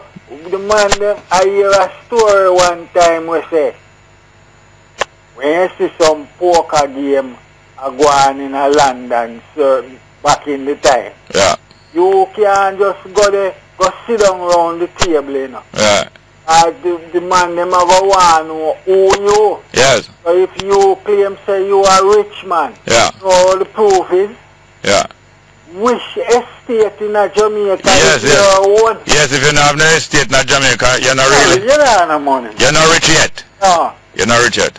No. And when you can holiday in Jamaica, even that little later is the same way. When you can holiday in Jamaica, you're rich. Yeah. When Jamaica have the first all-inclusive in the world, you know. Yeah. Place like Frenchman's Cove from in the 50s. Yeah. When me a little boy on Frenchman's Cove bill, anybody got to spend some time. If you want a plane to fly, you go to Kingston. That not put for your bill in it. I'm just fly you go to Kingston and not more than going for your bill. Anything you want. Yeah. And Round Hill. Yeah. And all them places and Port Antonio from in the 1800s. Yeah. We have to go to another call. Thank you very much. Yes, sir. Yes, sir. Good morning and welcome to Straight Up. Hello? Morning, sir. Welcome, sir. Yeah, man. You know, me just want to know why Garnet support the PNP party. Yeah. Yeah, and the next thing we want to know is why Jamaica was so rich in 1962 when Singapore never have not even water nor electricity, and them start off 64 and reach where they reach. 65, yeah. Yeah, so, you know, this is show which pathway political system are going, you know. Yeah. So if Garnet so smart, want to know why he supports the party, and anybody who supports anyone at the party want to know why them support him, then can give a good reason. Yeah. Yeah, man. So I just got my call about, yeah? Alright, I'm just going to allow one more call without make no comment on your call, but there's things to comment about. But as you were saying, Jamaica had hundreds of years. Jamaica had 400 and something years of building up riches for the rich of Europe, and some of it leave back in Jamaica for them go and maintain them riches. Mm-hmm. And Singapore came here. Singapore leadership heard that Jamaica had pulled out of a federation and was doing well. Yeah. So Singapore was in a federation in Malaysia, in the Malaysian Federation. Exactly, yep. And was minded to pull out, but say if we want to pull out and do well, let us go and study some other people who have pulled out and are doing well. And that's how Lee Kuan Yew came down here to prepare to know how to pull out of a federation and survive. But when he came here, he did see some doing well, you know, but he knew that it wasn't enough and it wasn't structured. So he was still disappointed. He got some pointers, And he was still disappointed, but he also got, so he found out how to improve the thing and what not to do. When he saw the foolishness in Jamaica, he found out what to do and what not to do. Yeah. And he went back to Singapore with a team and with discipline now and avoided the pitfalls that he saw in Jamaica and took along the good lessons that he saw in Jamaica. You see it? Yeah, man, for real. Because education is the key, you know. Yeah. Yeah, man. And satisfaction too, you know. Yes, yes. Yeah. All right, Jerry, take care. Well, thank you very much, you hear? Yeah, man. All right. It's about time coming up for the 11 a.m. news. We don't have any more calls right now. We have one. I can only say hello. Good morning, welcome to Straight Up. Good morning, welcome. Straight Up, hello. Yeah, all right, me call back. Yes, man. But listen here now. Yeah. All right, make sure call back, you know, right after the news. Yes, sir. Yeah, man, what do you mean, man? Yes, sir. I go scatter my shot. Scatter your shot. And you wipe up when you're down here, sir. 11 a.m. headline news. Straight Up. Welcome back to Straight Up. I'm your host, Jerry Small. We're going into the third hour of the program. And we have some calls here. Do we have any text messages? All right, we have some calls there. Good morning and welcome back to Straight Up. By the way, I understand it is widely known that I heard it from about a week ago, but by one of the presenters who of a radio program who I know is close to that party, that the JLP MPs were going to have a meeting Friday to decide whether them going forward with Andrew Holness as their leader and them leader them party and leader the opposition. So I hear them meeting there today to decide that. Similar situation like when it seemed like from what I hear, similar situation like when they were trying to come to this decision about whether Siaga can win any more election, and some of the investors were saying, boy, it don't look like him can win no more, and them have to find out who is the next leader or who is going to be the leader before them decide whether them will contribute money to them funds and so on. Anyway, back to the phone calls. Good morning and welcome to Straight Up. Hello. Hello. Welcome, welcome. Yeah, man. Yeah. You said that you was going to scatter some shot, but I would more think that you would more want to get your shot together. Yeah, I get them all the while, you know. Me get them already, you know. Yeah, so you get your shot together. Then turn big woman and turn big man. Then a shot you call them, Me not scatter no more shot in that. Why you can't call your children? You can't. No. Well, I'm going to talk, man. Why you can't call it? Look after me. I start multiply me. Me look after grandchildren. But you can't call your children shot, man. After them no born out their boils. No, me say, you asking about shot. Me say, me scatter me shot them already. Yeah. Do you not scatter your shot already? You do for you to start back multiply. No. It makes sense to everything you are. Yes, but what I have to say, you see, because my time is limited with you. Look, you know, this country, you know, entire destruction technique, you know, and I just tell them out to you, it's under the PMP party. The first thing when Marcus Garvey were here, they locked up because of his brilliantness. Second thing... Who lock up Marcus Garvey? PNP lock up Marcus Garvey? Yeah, man. Yeah, of course, Michael Manley, you really tell Michael Manley, he said that with Michael Manley, Norman Washington, Manley said I want a dirty piece of cloth in here, you know. And PNP lock up Marcus Garvey? But he did not agree with him. So actually, when a person is your enemy, you know, he try to defeat you. And that's what they have done to Marcus Garvey and the PNP party. The second thing, come back to the 70s. Instead of the man come to big capital and take what they do in the 60s when they get independent, bring them come here to help the poor class of people. In the amount of entrepreneurs that leave this country here in the 70s, it's uncontrollable. That's why Jamaica take them and trickle along. We go back in the 80s and we try to bring back Jamaica where it was, and go on, the man them come back in because we have some people who textile factory. And when you see young people who come forward like a herd of sheep, and Michael Manley tell the people and say, a slavery them order. Hello. And them hold on the man. No, you hold on. The people in that you hold on. can come here right now. Hello, you hold on. No, you hold on. They introduce right now. Hello, you hold on. Introduce a homosexual. Hello, you hold on. Hold on. No, hold on. If you don't hold on, I'm not going to continue the phone. All right, yes. So you're talking the same thing like we talk every day then? So that's yes, man. Yes, because it's all right, we're going to go to our next phone call. This is a waste. Let's go to another call. Waste. Good morning and welcome to Straight Up. Hello? Oh? Hello?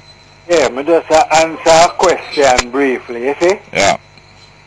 From my life experience, why me kind of prefer the PNP, you see? Yeah. You see, in this great 60s where the economy did grow by 6% per annum. Yeah. My impression of the JLP is that them a deal with trickle down, you know. Yeah. Where the top get wealthy, and then the people at the bottom must depend on the crumbs that fall off of them table. Now when 72, by that time when me a 10-year-old, the attempt when me see the PNP make at one, breaking down the social barriers, at two, educating the people, free education and free university tuition and all that, at housing the people, at overall attempting to lift the people up by them bootstrap, never get everything right, and a lot of intention was good. I prefer that.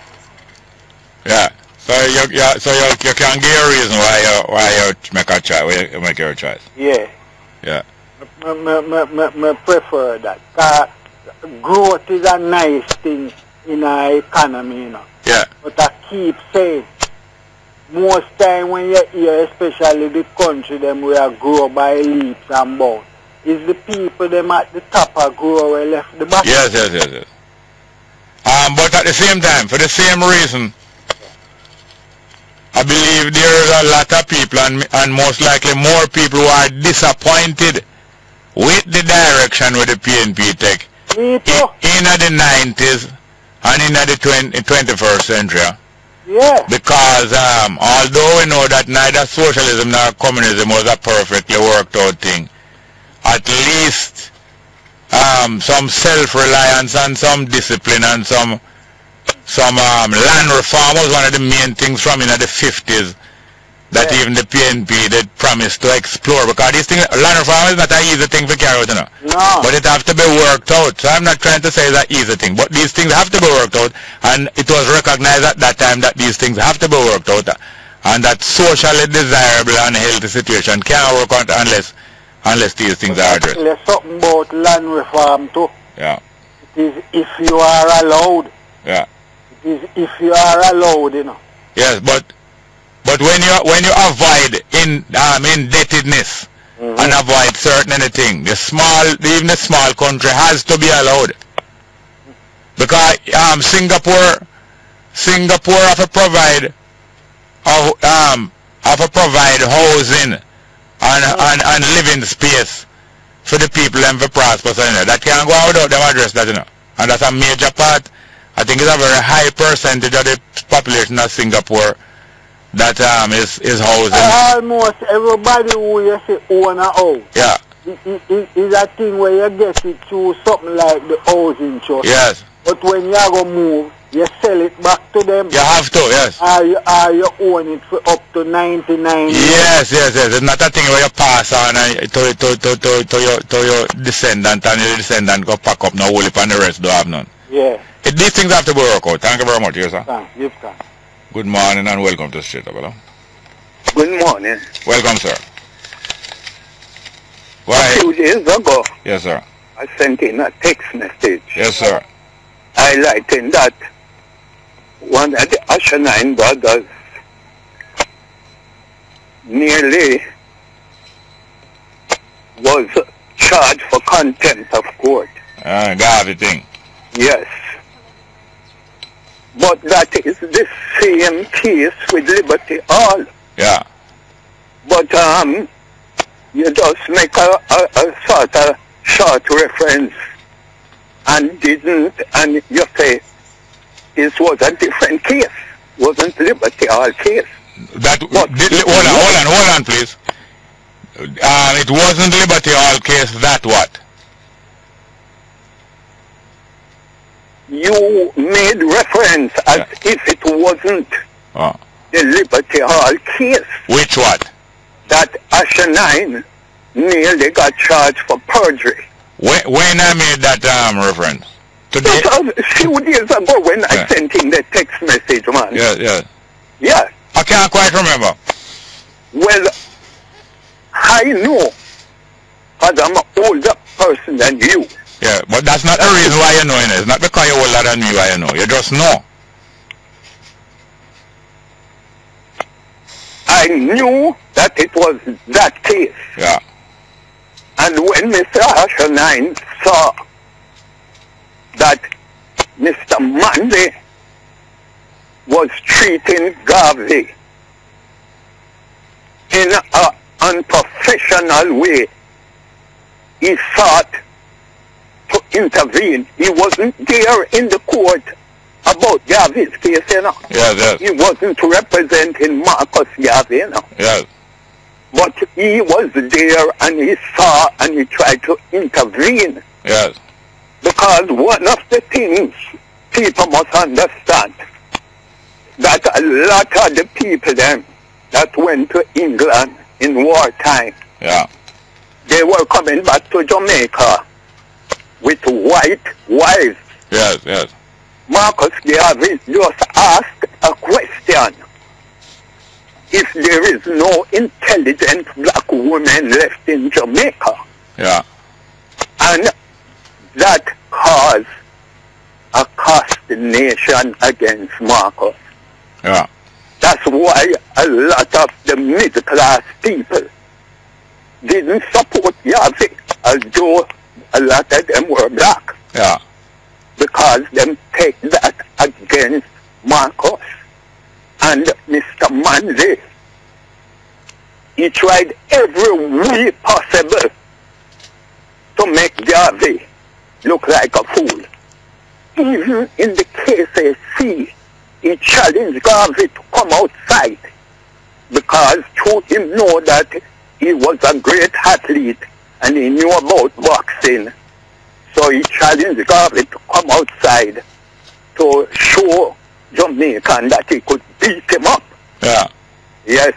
So it's just after Norman Manley died that the PMT tried to make it look like them was in love with Garvey. That's why even nowadays Miss Simpson Miller hardly call Norman Manley name and is calling Garvey and Nanny more than even Norman Manley to try to trick the Jamaican people. Yeah, and the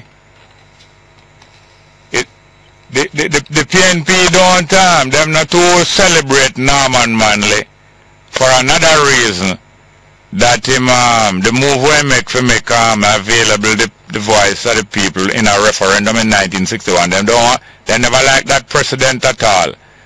But in 1969, fitting in with what you say, just at the time when Norman Manley died, that's the time when Michael Manley decided to change the whole image, his personal image and the image of the PNP to a pro-black, a kind of pro-black militant image and agenda. And that's why he went straight to Ethiopia and took a tour of Africa and came back here and projected a picture of himself and Haile Selassie in a kind of black image and saying that Haile Selassie give him mandate to come and straighten out Jamaica with a rod. Yeah, because I mean the population is majority black, so you can use those type of techniques to try and win the support of the people. But plenty times those techniques are not genuine. No, yes, we know it. It proved out. It proved out. And matter of fact, Beverly Anderson was a great asset to Michael Manley in legitimizing his new black image. And she was a great asset in other ways. And that's why it was very costly when they wanted to kind of dismiss her. But thank you very much. Yes, sir? Okay. Yes, next call. Good morning and welcome to Straight Up. Hello? Uncle Jerry. Yes, sir. Welcome. Oh, go on, sir. Fine, thank you. Jamaica are really the capital for the planet. Capital for the planet? Yeah, man. The amount of billionaires were passed through this place from slavery come right up to now. Made through Jamaica. Made through Jamaica, eh? Yeah, man. Mind-boggling. Yeah, man. I tell you that thing, you know. Yesterday, I did really want to ask you, the IMF money, it got through the bank, the American banking system. I don't know, you know. I don't know. You mean incoming to Jamaica? Right, yeah, when them get them draw down. I don't know, you know. I don't know. Cause if it got through the American banking system, they could I really investigate how the money really go. Because to the amount of money where we owe, I don't see nothing really, not the infrastructure development in the country where we say we could have pinpoint to say yes. See we have this there, or we have that there, or it's what I say, Jerry. Yeah. So for sure, say we have the money really spent this so. We not have the evidence. When we look on the balance sheet, we not really have the evidence as to where the $1 trillion really go. Now, from you being aware of politics and economics and budget and foreign aid and loan and debt, you ever see any of the politician or any of the political party have any intention to explain these things to the people and clarify to the people exactly how these things go? Some of them don't even understand it themselves. Don't understand it themselves. Much less. Jerry, me tell you this straight up. I'm a socialist. Yeah. I'm a socialist. From you to come up, me really gravitate towards the socialist ideals and practices and concepts. Yeah. And when we see the ruling party, you know, deal with some things, how them deal with the people, them with disdain and you know, I really have to take on myself. Basically from them really go back. I never lose them. I really live to come and say we go back to the IMF after PJ Patterson did declare a bye-bye IMF. Yeah. So I say. But even before that, you know, even before the 1989 election, it should have been evident that the PNP and Michael Manley and Tinga had decided that they can't beat the United States, British, European imperial system, and they're just going to go along with it. So from that time, you would have been warned that even the way how them dress, how they used to dress, appropriate to Jamaican weather and climate, you know, and abandon the necktie and suit and thing, and how they went back to that. That alone would show you that they were more determined to fit in and just get some of the fruits and benefits of being in control of government. And that's what it has been. From that time, long before I'm going back to the IMF in the 90s, you should have been warned from the mid-80s when them start straightening up themselves. Not true? A true, man. Yeah. Remind the people them of the 103% increase. Salary increase. I think it was 2002. 2002. I think it was 2002. Just before the election. Just before the election. Secretly. 103%. Yeah, man. Derek, what name, Mr. Chuck. What Chuck first name again? And Mr. Chuck did come out. Delroy Chuck did come out, come talk it out. He's that kind of person, more time just talk out, time no hide certain things. Thank you very much. Yes, sir? Bless up, sir. Good morning. Welcome to Straight Up. Hello. Hello, morning, Mr. Small. Welcome, sir. How are you doing, sir? Good, man. Mr. Small, two quick things. Yeah. The word salary, you know where it came from? The salt, them used to pay salt. Yeah, they used to pay soldiers in salt. Yeah, because salt itself was a medium of currency. Yeah, and then they attach it to salary. So if you get salary in Jamaica now, you're salt. Because disposable income is dying in this country. Yeah, because man used to work them weight in a salt. Yeah. Another thing, Mr. Small, the IMF money, you see? Yeah. When they get it down at the Bank of Jamaica, they can't touch it, you know? Yeah. They use it down there as a bargaining chip, like an insurance policy. To tell the multilaterals that they have money in the reserve now, so they can lend them some money. Yeah, so the IMF money is just a collateral to get other money. Yeah, to get other money through the multilateral. Like a girl that said, yes, boy, me I go to embassy, you know. So I go look a visa. Me I beg if you can put her money in my bank account. I'll put her on your account as joint owner. Yes. And then when you come from embassy, you not must see her again. No, you can do a business marriage with her if you want to take her up. But what the IMF does is that they control your balance sheet. Oh. So what they're doing in the West here now is that the IMF is looking through all the financial transactions of the government. Yeah. So that the Chinese, they know everything what the Chinese and other nations are up to. Yeah. Because it's a war for the land, you know. Yeah. Strategically thing. It's a game they're playing with us. Yeah. Thirdly, Mr. Small, in the inner city here where I am right now, sitting down doing a project. A lot of males down here have abandoned their roles. Yeah. And you can see that the boy childs are suffering for it, the males, you know. Yeah. A lot of males not going back to school September. So the communities have to make sure that they look out for these males who are not going back to school September and try to integrate them into some meaningful projects, you know. Because they can't just be there being marginalized like that. Doesn't look good at all, especially in the Walton Park Road area where I am right now. Yeah, and if once them get into that habit and stay in that habit all 2 year or 3 year, the easiest thing for them to spend the rest of their life, right? That's all. Yeah, because they're lusting off for the girls down here too. Yeah. And they are not attractive to them. Because even the other day when they said the guy killed the female police on the minibus. Yeah. It's about 100 odd young males I see they round up from in the Walton Park, Maxfield area and carry to run, to test, you know. Yeah. To run through the system. It didn't look good to me. Yeah, but them have a big pool of youth.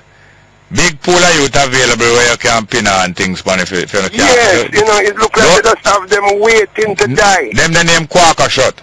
Quaker Shot. Thank you very much, yes, sir. Mr. Small, may your food basket never empty. Yes, sir, maybe. Thank you. Thank you very much. Good morning, welcome to Straight Up, hello? Yes, sir. Welcome, sir, Wagwan. I'm here. Fine. That's the second time since the week. Anyway. Yeah. You read the story on the front page of the Gazette this morning? Which one of them? About the doctor. Or the doctor who saved the man's life? Yeah, man. And it went on today. It goes on to the third page. Yeah. Very touching story, man. Yeah. Good things still happen in the country. Yeah, man. Human being do things that look almost miraculous. Yes. Every day. Yes, good. Now, a while ago I heard somebody saying that if Garnet still have PNP, and suppose Garnet was even Labour or NDA or whatever, what would be a man have to cry about that for? No, yeah, them thing not trouble me. Good, thank you. All right, sir. We'll move on to something else. Yeah. I heard somebody said the other day that I was listening one night time, or one of them replay night, and on your program there, on your station. Yeah. And the man said, Carbet from down by St. Elizabeth is the original man of Indeed. Yeah. But not go so. There's a man from Plowden, it's a man from Plowden. We used to call Miss Gluden and them man for a long time for Garnet. Oh, yes, I know that man that you know. You know him, good. Yes. And the man said, Indeed. I know him. You know him? Yes, I forgot what them call him. Yeah. So those people who new to radio and new to call him show, they must know the history. Yeah, but and also Tommy Cowan for years. That's the singer and MC. It's always them trademark for years. Yes.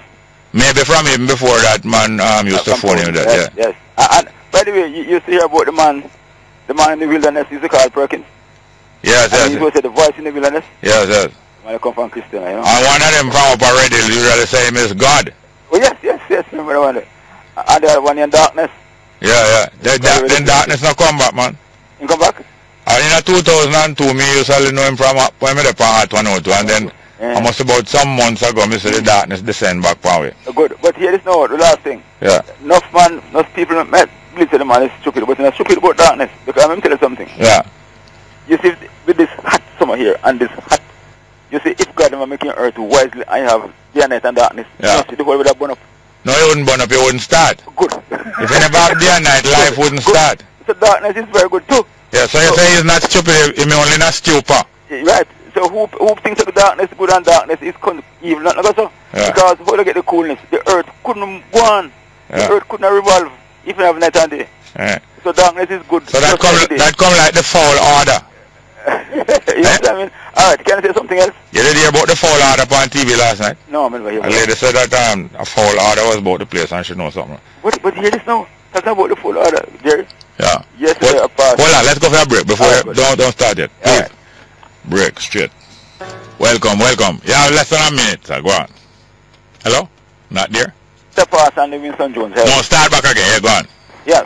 Hello? Yeah, go on. Winston Jones Highway. And Jerry? Yeah. I saw a crocus bag, but and a crocus bag like a 4 feet bag. Yeah. But it's my pass it smells so bad. I'm gonna have to pass there again second time. No one big old dead dog, fill up the dog if you put it in the bag. And throw it. No, I'm gonna show you how people stay. I remember way long in the 80s, I remember somebody used to have some garbage bin in the some mesh garbage bin in the Maniville Plaza. Yeah. And I saw somebody, you probably could sing at the bottom of the bin, you got us. The garbage man now said, let out it, just open the hatch and the garbage up out. And somebody let out the garbage and stuff on the dog night. Now, when this thing go on and you have a family who ganja and public cleansing department, it burn me. Yeah. I hope people can be in this country. Yeah. Hello? Yes. Yeah, man, the burn me so people can really expect you to do that. Yeah, man, terrible. Now, I forgot here, sir. Alright, cool, man. Thank you very much. Next one. Good morning. Welcome to Straight Up. Hello? Jerry. Yes. Why when you have a confiscation, you have to cut them? No, listen here. Let me tell you. Let me tell you. You're going. Hold on. Let me tell you. Hold on. You tell the policeman to never beat up because you with them. And see how we tackle the day. And you want to go find kids that you want to run you off. Me want to go pan sales that show. You see this corrupt in the country, you're one of them. Any sensible people that is going to post them. Hold on. They come up with something to get it. Hold on. Alright, let him go. There's a foul order about the place. Foul order. Me want to go pan sales that show. What am I talking about? Let's get next one, please. Morning and welcome. Yeah, Jerry. Welcome, sir. Yeah, man. Jerry, when dear man Crawford come out and declare that he's anti-Indicom. Yeah. Isn't that a show of contempt for the common people? I never heard it myself. What did he say? No, I didn't hear it. I heard they read it from Facebook. They said it posted on Facebook. But it's not the first he said that. What words did he use? They said it is anti-Indicom. Yeah. No narrative was given. Oh. But it's not the first time he said so. Yeah. Is that a house slave mentality? No. Even that he looks like the ordinary people, Jerry. And given the history of given the mandate of Indicom and the history of Jamaica Conservative Force, with them say established 2 years after the Morambe Rebellion. You understand? It was given imprimatur to intimidate and to kill with impunity, don't it? Yeah. And it has been going on for years. You understand? Police abuse people and kill people with impunity. And Indicom was established to protect we the ordinary people who look like they may look like us. You understand? And because he's now in the White House. No, but hold on, listen to me. the first thing I ask you, what exact word him say, and all them thing. I don't think you have told me the exact words that him say. And I don't hear the reasons what him give for being against Indicom if that is true. And that's why I can't make no whole heap of comment and no whole heap of comment about it. I would need to hear more and to farm really, you know. But most of the reasons given so far against Indicom is that they are anti-police. Yes, but because most of the people get that reason, I couldn't assume so I'm going to get the same reason. But why should it be anti-Indicom, Jerry, and Indicom has been set up? Indicom say, no, 5 years in existence, you know, and they have abused anybody's rights. They follow their mandate. And they exonerate police as well as charge them for offense. Yeah, most of the politicians who you hear are beat down Indicom. They are looking for the support of the police for their self and for them party. Most of the politicians. They're not ruling class because they remember the ruling class. But I can't discuss them and I never see it myself. I don't understand. Well, look of it, man. This is a contempt, and he's from the ordinary people. But no, because that's a whole slave.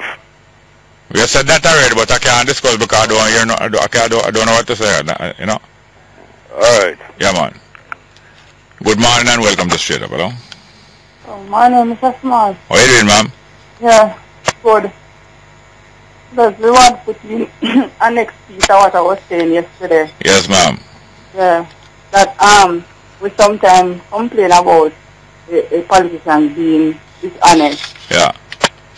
Yes, but we amongst ourselves, we need to be honest with each other, and we need to know that it's not really money going to build your character. Yeah. It's being one point is being honest and giving your word. Yeah. You don't have to have any money, so somebody can trust you and you can give your word. So simple things like you're going to do something for someone. Don't say you're going to do it to just get rid of them. Yeah. If you're going to do it, you do it and mean it. And meanwhile you're doing that, it's building you yourself. Yeah. So, you know, that's what I wanted to put into. For example, me, I deliberately do things. I don't wonder and say, I wonder if I should have do this, or, you know, I got check the friend and ask her opinion. Yeah. If I'm going to do something, I can go ahead and do it because I know exactly it's going to benefit me in the near future or further. Yeah, so that's one yes. Another point, you know. Yeah, that's why when somebody think about something and consider it and analyze it first, them always say you deliberate on it. In other words, you think about it and examine it. So therefore, when you do it, after you make a decision, you do it deliberately. That means you did done deliberate on it and examine it and so on, and you make a firm decision. Yeah. So whatever happens, you're going to learn from it, whether it's good or bad, and then you know what to do the next time. But if you sit here and wondering, well, nothing's going to happen. No. So yeah. Yeah. So that. So with all of that, we're talking about economic, dealing on economy. We can't leave out the inner man. You can't just get up and just have money. You're going to have tools. You're going to need tools to do the job. Yeah. And it is there inside of all of us. You have to have something to contribute or that determination to contribute something. Exactly. Otherwise, you're not getting a reward. When I mean like pastor, or like some saint, you just give everything. Contribution call for recognition, where either in pay or in credit or something. Yes. Yes, ma'am. I'm going to give somebody else. Yeah, man. Thank you very much. Yeah. Keep up your spirit, you know. I will. Yes, ma'am. Good morning. Welcome to Straight Up, hello? Yeah. Yes, sir. Yeah, man, Crawford thing, you see? Yeah. I think, well, him say himself, is anti-Indicom. Him did say so, yeah? Yeah, but I think what he must say is, them not pursue the police enough. Sometimes. I say only one conviction them have from the time. Yeah. He is of the opinion that them not doing them job well enough. Yeah. Because I know that there must be some, most likely there must be some other comment in addition explaining why I'm against them. That's why I couldn't comment when the previous caller bring up that. Yeah, that's why I'm a call, because I know it's not like the rest who feel him too harsh. Yeah. They feel him become too harsh by the police. Yeah. He is of the opinion that they're not pursuing the thing well enough. Yeah. Alright, thanks for that clarification. Thank you very much. Next one again. Good morning. Welcome to Straight Up. Hello? Hello? Welcome, sir. Yes, sir. Yes, you're finally getting to hear the voice of size 13. You have always run from my comments when I send them in. What you waiting on? Go ahead, man. What are you waiting on? You always stay on and don't shut up on the people when them call your program. Like even the brother who earlier called you hung up on him so rudely. Which brother? Which brother? What was the brother talking about? They making him point. Which point? What was the point? What was the point he was making? Listen, man, me and you know the point that he was making. You know the point he was making. Remind us of the point that he was making. I don't know which point you're talking about. What point he was making? You won't draw my tongue to remind you of any point. You won't do that. You and your tongue is most undesirable. I wouldn't have any requirement to draw it anywhere. Listen to me. I'm calling about my party. You need to understand. What date is the party being kept? I'm talking about my political party that I support. All right, go and talk about it. Yes, go and talk about it. And I would like you to cease and desist from making your little comments and your little insinuations them about my party. Yeah, go on. Identify. No, you have to understand this, you know, and I don't want to get me mad neither, you know. If you get mad, what will happen? If you get mad, what will happen? Each time. If you get mad, what will happen? Each time I sit down at my house, I hear your comments, you talk these things, you have no evidence and nothing. You keep on pushing this agenda on the people. You listen to me, man. You're there coming in. Yes, and what you going to do? What you going to do? It's not what I'm going to do. It's what the people going to do. Yes, the people. What the people going to do? When the people rise up, you know, yes. People like you, you know, yes. In for a lash. You know. A lash? And you are going to be the chief lasher. You would have to. They can't go on to us. Yeah. That's what you call about?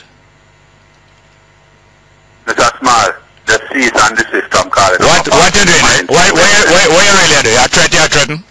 I'm not threatening anybody. I'm not threatening anybody. Alright, say something more. Go on talk. I see fault within your program and I call and I highlight all them. Go on talk. From your start talk till now, you don't say nothing yet, you know. Alright, make we talk about how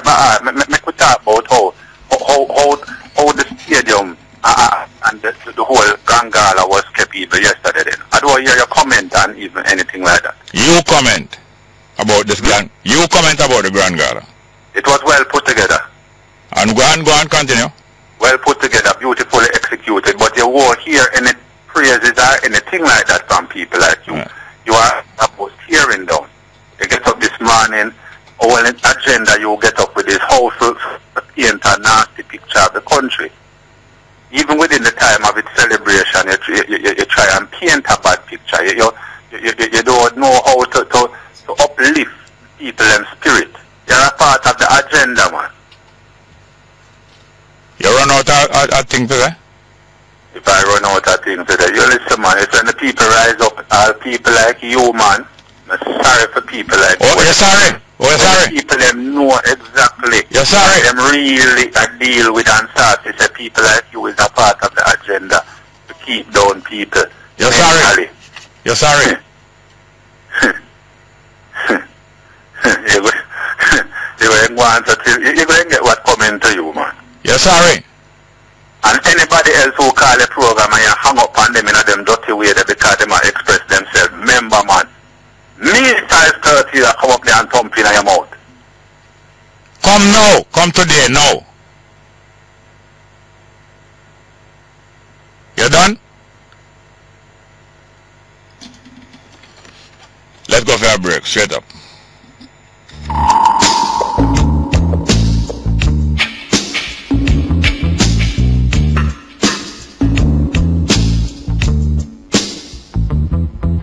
News Talk 93 FM.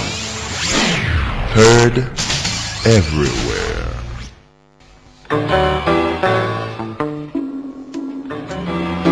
Welcome back to Straight Up. I'm your host, Jerry Small. We'll get through some text messages, I know. Jerry, since everybody's entitled to land, why was it a problem for squatters to be on your land? I don't know problem for them to be on my land. Wasn't any problem. Next one, Jerry, from the time the Governor General bodyguard was killed and his wife says she is going to leave Jamaica, the Governor General wife that is, where is she? Her name stop call. Next one, Jerry, do you know anything about Shotty Ed from Jonestown? Next one, Jerry, change starts from within. If the African leaders never sold their people as slaves to the European, then black people wouldn't be in this predicament today. Next one, I think Dominican Republic is the ugly head of apartheid. Shame on them coming from, is this Webb? Next one, morning Jerry, the African race are more enslaved now than when were in shackles and chains, coming from King Power. Next one, why people afraid to criticize gays? Next one, good morning Jerry, did Damien, tell Damien gay can take away him wife. Me know a lesbian woman take away a man wife from Django. Hey, all can I take away and go. Sometime I hold on and take away and sometime I don't hold on. Next one. Jerry, compare Jamaica with Singapore and you will know what civilization is. Next one. Morning Jerry, good show. Like it. Keep it up. Straight up. Next one. Jerry, I love to listen to your show cause you make me laugh cause you're so rank and feisty. Keep up the good work. Next one. Why if your pen rank? You are not ranking, but your pen rank. Next one. Jerry, why are Africans still brainwashed into trying to live up to some other race myth of creation? Do you actually believe that Adam was the first man? Next one. Jerry, you must tell the people that Buster come out of the PNP because the poor was left out. That's how we have JLP. Well, let's get back to the phone. Good morning. Welcome to Straight Up. Hello? Small. Welcome. How are you, Small? Garnet that? Garnet doesn't speak properly to sound like that, old chap. Oh, the guy from England. Small, listen. This reparation thing now. Yeah. If the government of England decides to pay, who should they pay to and in what form you would like it to be paid in? You're just a news carrier, man. You're on news to go carry back, go get them. Jerry, have an intelligent conversation for once in your life, will you, old chap? I am not no old chap. I'm not no old chap, not a young chap, man. Alright, Rasta boy, have an intelligent conversation for once in your life, then. Well, alright, you're barking very intelligent now, but you're barking up the wrong tree. Rasta man said, listen, seriously, have you listened to what Henry Beckles has said? Henry Beckles? Hillary Beckles, sorry. Oh, Hillary? Yeah. Yes, I listened to him, yes. So, he's saying it has to be, it should with that, but the way it should you cut out for a while. It should what? It should be paid. I have no problem with that. Yeah. But the way how it should be distributed is another problem. Because our leaders have had money from countries all over. I'm cutting in and cut out. I don't know why I'm cutting in and cut out. Well, let's go to the next call. Good morning. I don't know why I'm cutting in and cutting out. Good morning and welcome to Straight Up. Hello? Jerry. Yes, sir. Welcome. Yes, what's up, man? Wagwan. Yes. Boy, that man there that was calling about rising up and so on. There's only one rising up going to take place, you know. Yeah. There are people take control out here. Rising up? Yes. Which one that? No, the previous caller, man, before the English man. Is that man? What, you mean the previous caller? Yeah. Yeah, him sounded so. Oh. You know? Him sounded so. Yeah. Good. It's only one rising up because we don't know. I'm not afraid for talk. PNP and JLP are no good to this country. Yeah. None whatsoever. Not even 1%. Right, Jerry? Good? And don't make nobody can intimidate you. No, hear me now, man. Yes. Them know, you know, don't be know for frightened. Exactly. Right? Don't be know for frightened and thing like that. And a guy come talk about him about this and him that and all them kind of thing. Yeah. I always tell him about when. Yes. That me saying and Jerry. Good? Just keep up your good work and hear yourself. Yes, good? yes. Yeah, man. Well, all right. Thank you very much. Next one, please. Morning. Welcome. Straight up, hello. Good morning and welcome to Straight Up. Go ahead, please. Hello. Welcome. My time? Yes, sir. Your time. Yeah, man. I say, here we don't make them distracted and political lumping there, you know. Just keep up the good work. See where Sir Jordan should say she could have saved, if she saved thousands of slaves, I could have saved thousands more of them know them was slaves. Yeah. So that's the mentality of them right now, you know. Yeah. Make them distract you with the political lumping. You see it come with them braggadocious foolishness. You see it? Yeah. Just keep it up, Jerry. Just keep up the work. We're out there. And we are learning off of you. You're what political teacher. Just keep up the political education. See what the country needs. Yeah, them don't like at all when you shed light yes. on them foolishness. Yeah. So them a come out now out of them woodwork and a come crawl out and like they want to intimidate people again. Yeah. Them days are over. Yes. You see, just keep it up, Jerry. We're there out there. We are listening. How proud of you. Respect of you. Well, let's go. Thank you very much. Yes, sir. Morning, welcome. Straight up, hello. Good morning and welcome to you. Straight up, hello. Not there? Bongo. Welcome. Bongo, Jerry. Wagwan. Close to lunchtime, you know. We want the people, you know, watch when I eat. Yeah. Watch when I drink. But you did make reference to the movie come on Sunday night. It show you how them round up the original Indian them. Yeah, man, did I watch it, man? American them, how them round up the Indian them and yes, man. Kill them neatly. Yes, sir. Murder the Indian them. Yeah, take away them land. And the kind of food that them did I give them. Yes, sir. All them things there. I want the Jamaican people them watch the food when I eat and watch when I drink. Yeah. So this powder thing now, Jerry. Yeah. Where some people constantly up on the powder. Yeah. With them this powder, that powder, drink that powder and all them. For watch, cause enough of the powder. Not to agree with the manufactured meat kind or where them a eat neither too. So them have to just know say them have to return back to the natural ways of how them really need to live. Yeah. And keep them body healthy and firm. Yes. In this time and dispensation, yeah. Have a blessed weekend. Well, thank you very much, yes, sir. Bless up. Okay, next one again. Good morning. Morning, Jerry. How are you doing, my brother? Fine, thank you. How are you doing? You know, I'm going to talk to you from you bring on Justice Joggins. I think it was a holiday, you know? Oh, yes. Yeah, I'm going to talk to you from that one. I'll tell you, but I'm going to tell you something. You see me? Yeah. You know, when you not come out on Saturday and Sunday, I actually feel a little lonely. Oh, yeah? Yeah, because when I listen to you, because you don't know, you argue for one or two things and so forth, and I don't even call that argue. But I just argue, you know.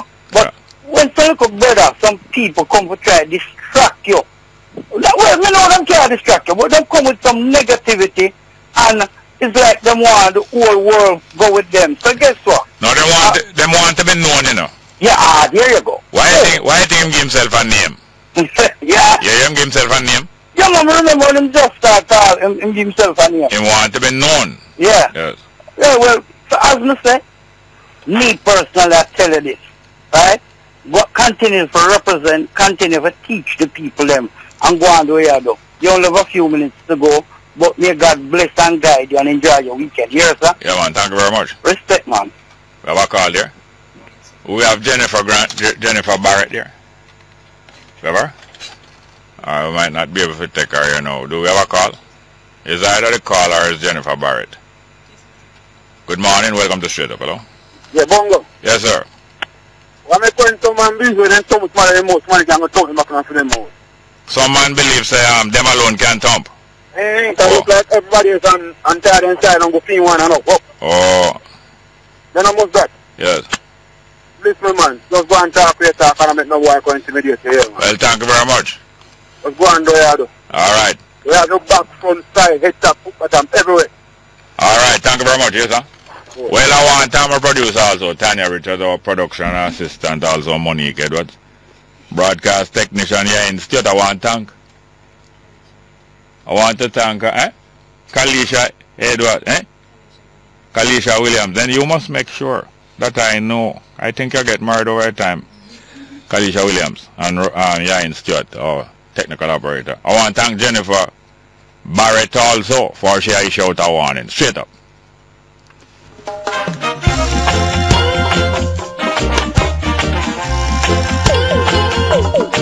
This is a warning. You better take heed, Roger is calling. I don't know how we get to this. The people need some justice. He let me know you're not go like this. I just said me for teach you can't destroy this. Rasta we are dope in this a stormy weather. I climb up with some tall things up on the ladder. Before you teach the youths how to live together. Yeah, hear me, brother. This is a warning. For you Rasta who now hold the meditation, this is a warning. For you evil and thieving politician, this is a warning. For the youth we are destroy the nation, this is a warning. You better take heed or there's gonna be a destruction. Hey, heads up government, me attack the mono. The people that take out them all hard, they won't know what happened to the people in education. You want to lead an educated nation. You teach the youth them how to believe in the done. Hey, what happened to the Almighty One? Jah people, you better have a righteous plan or a judgment on the land. This is a warning. For you Rasta who now hold the meditation, this is a warning. For you evil and thieving politician, this is a warning. For the youth where you destroy the nation, this is a warning. News Talk 93 FM. Heard everywhere.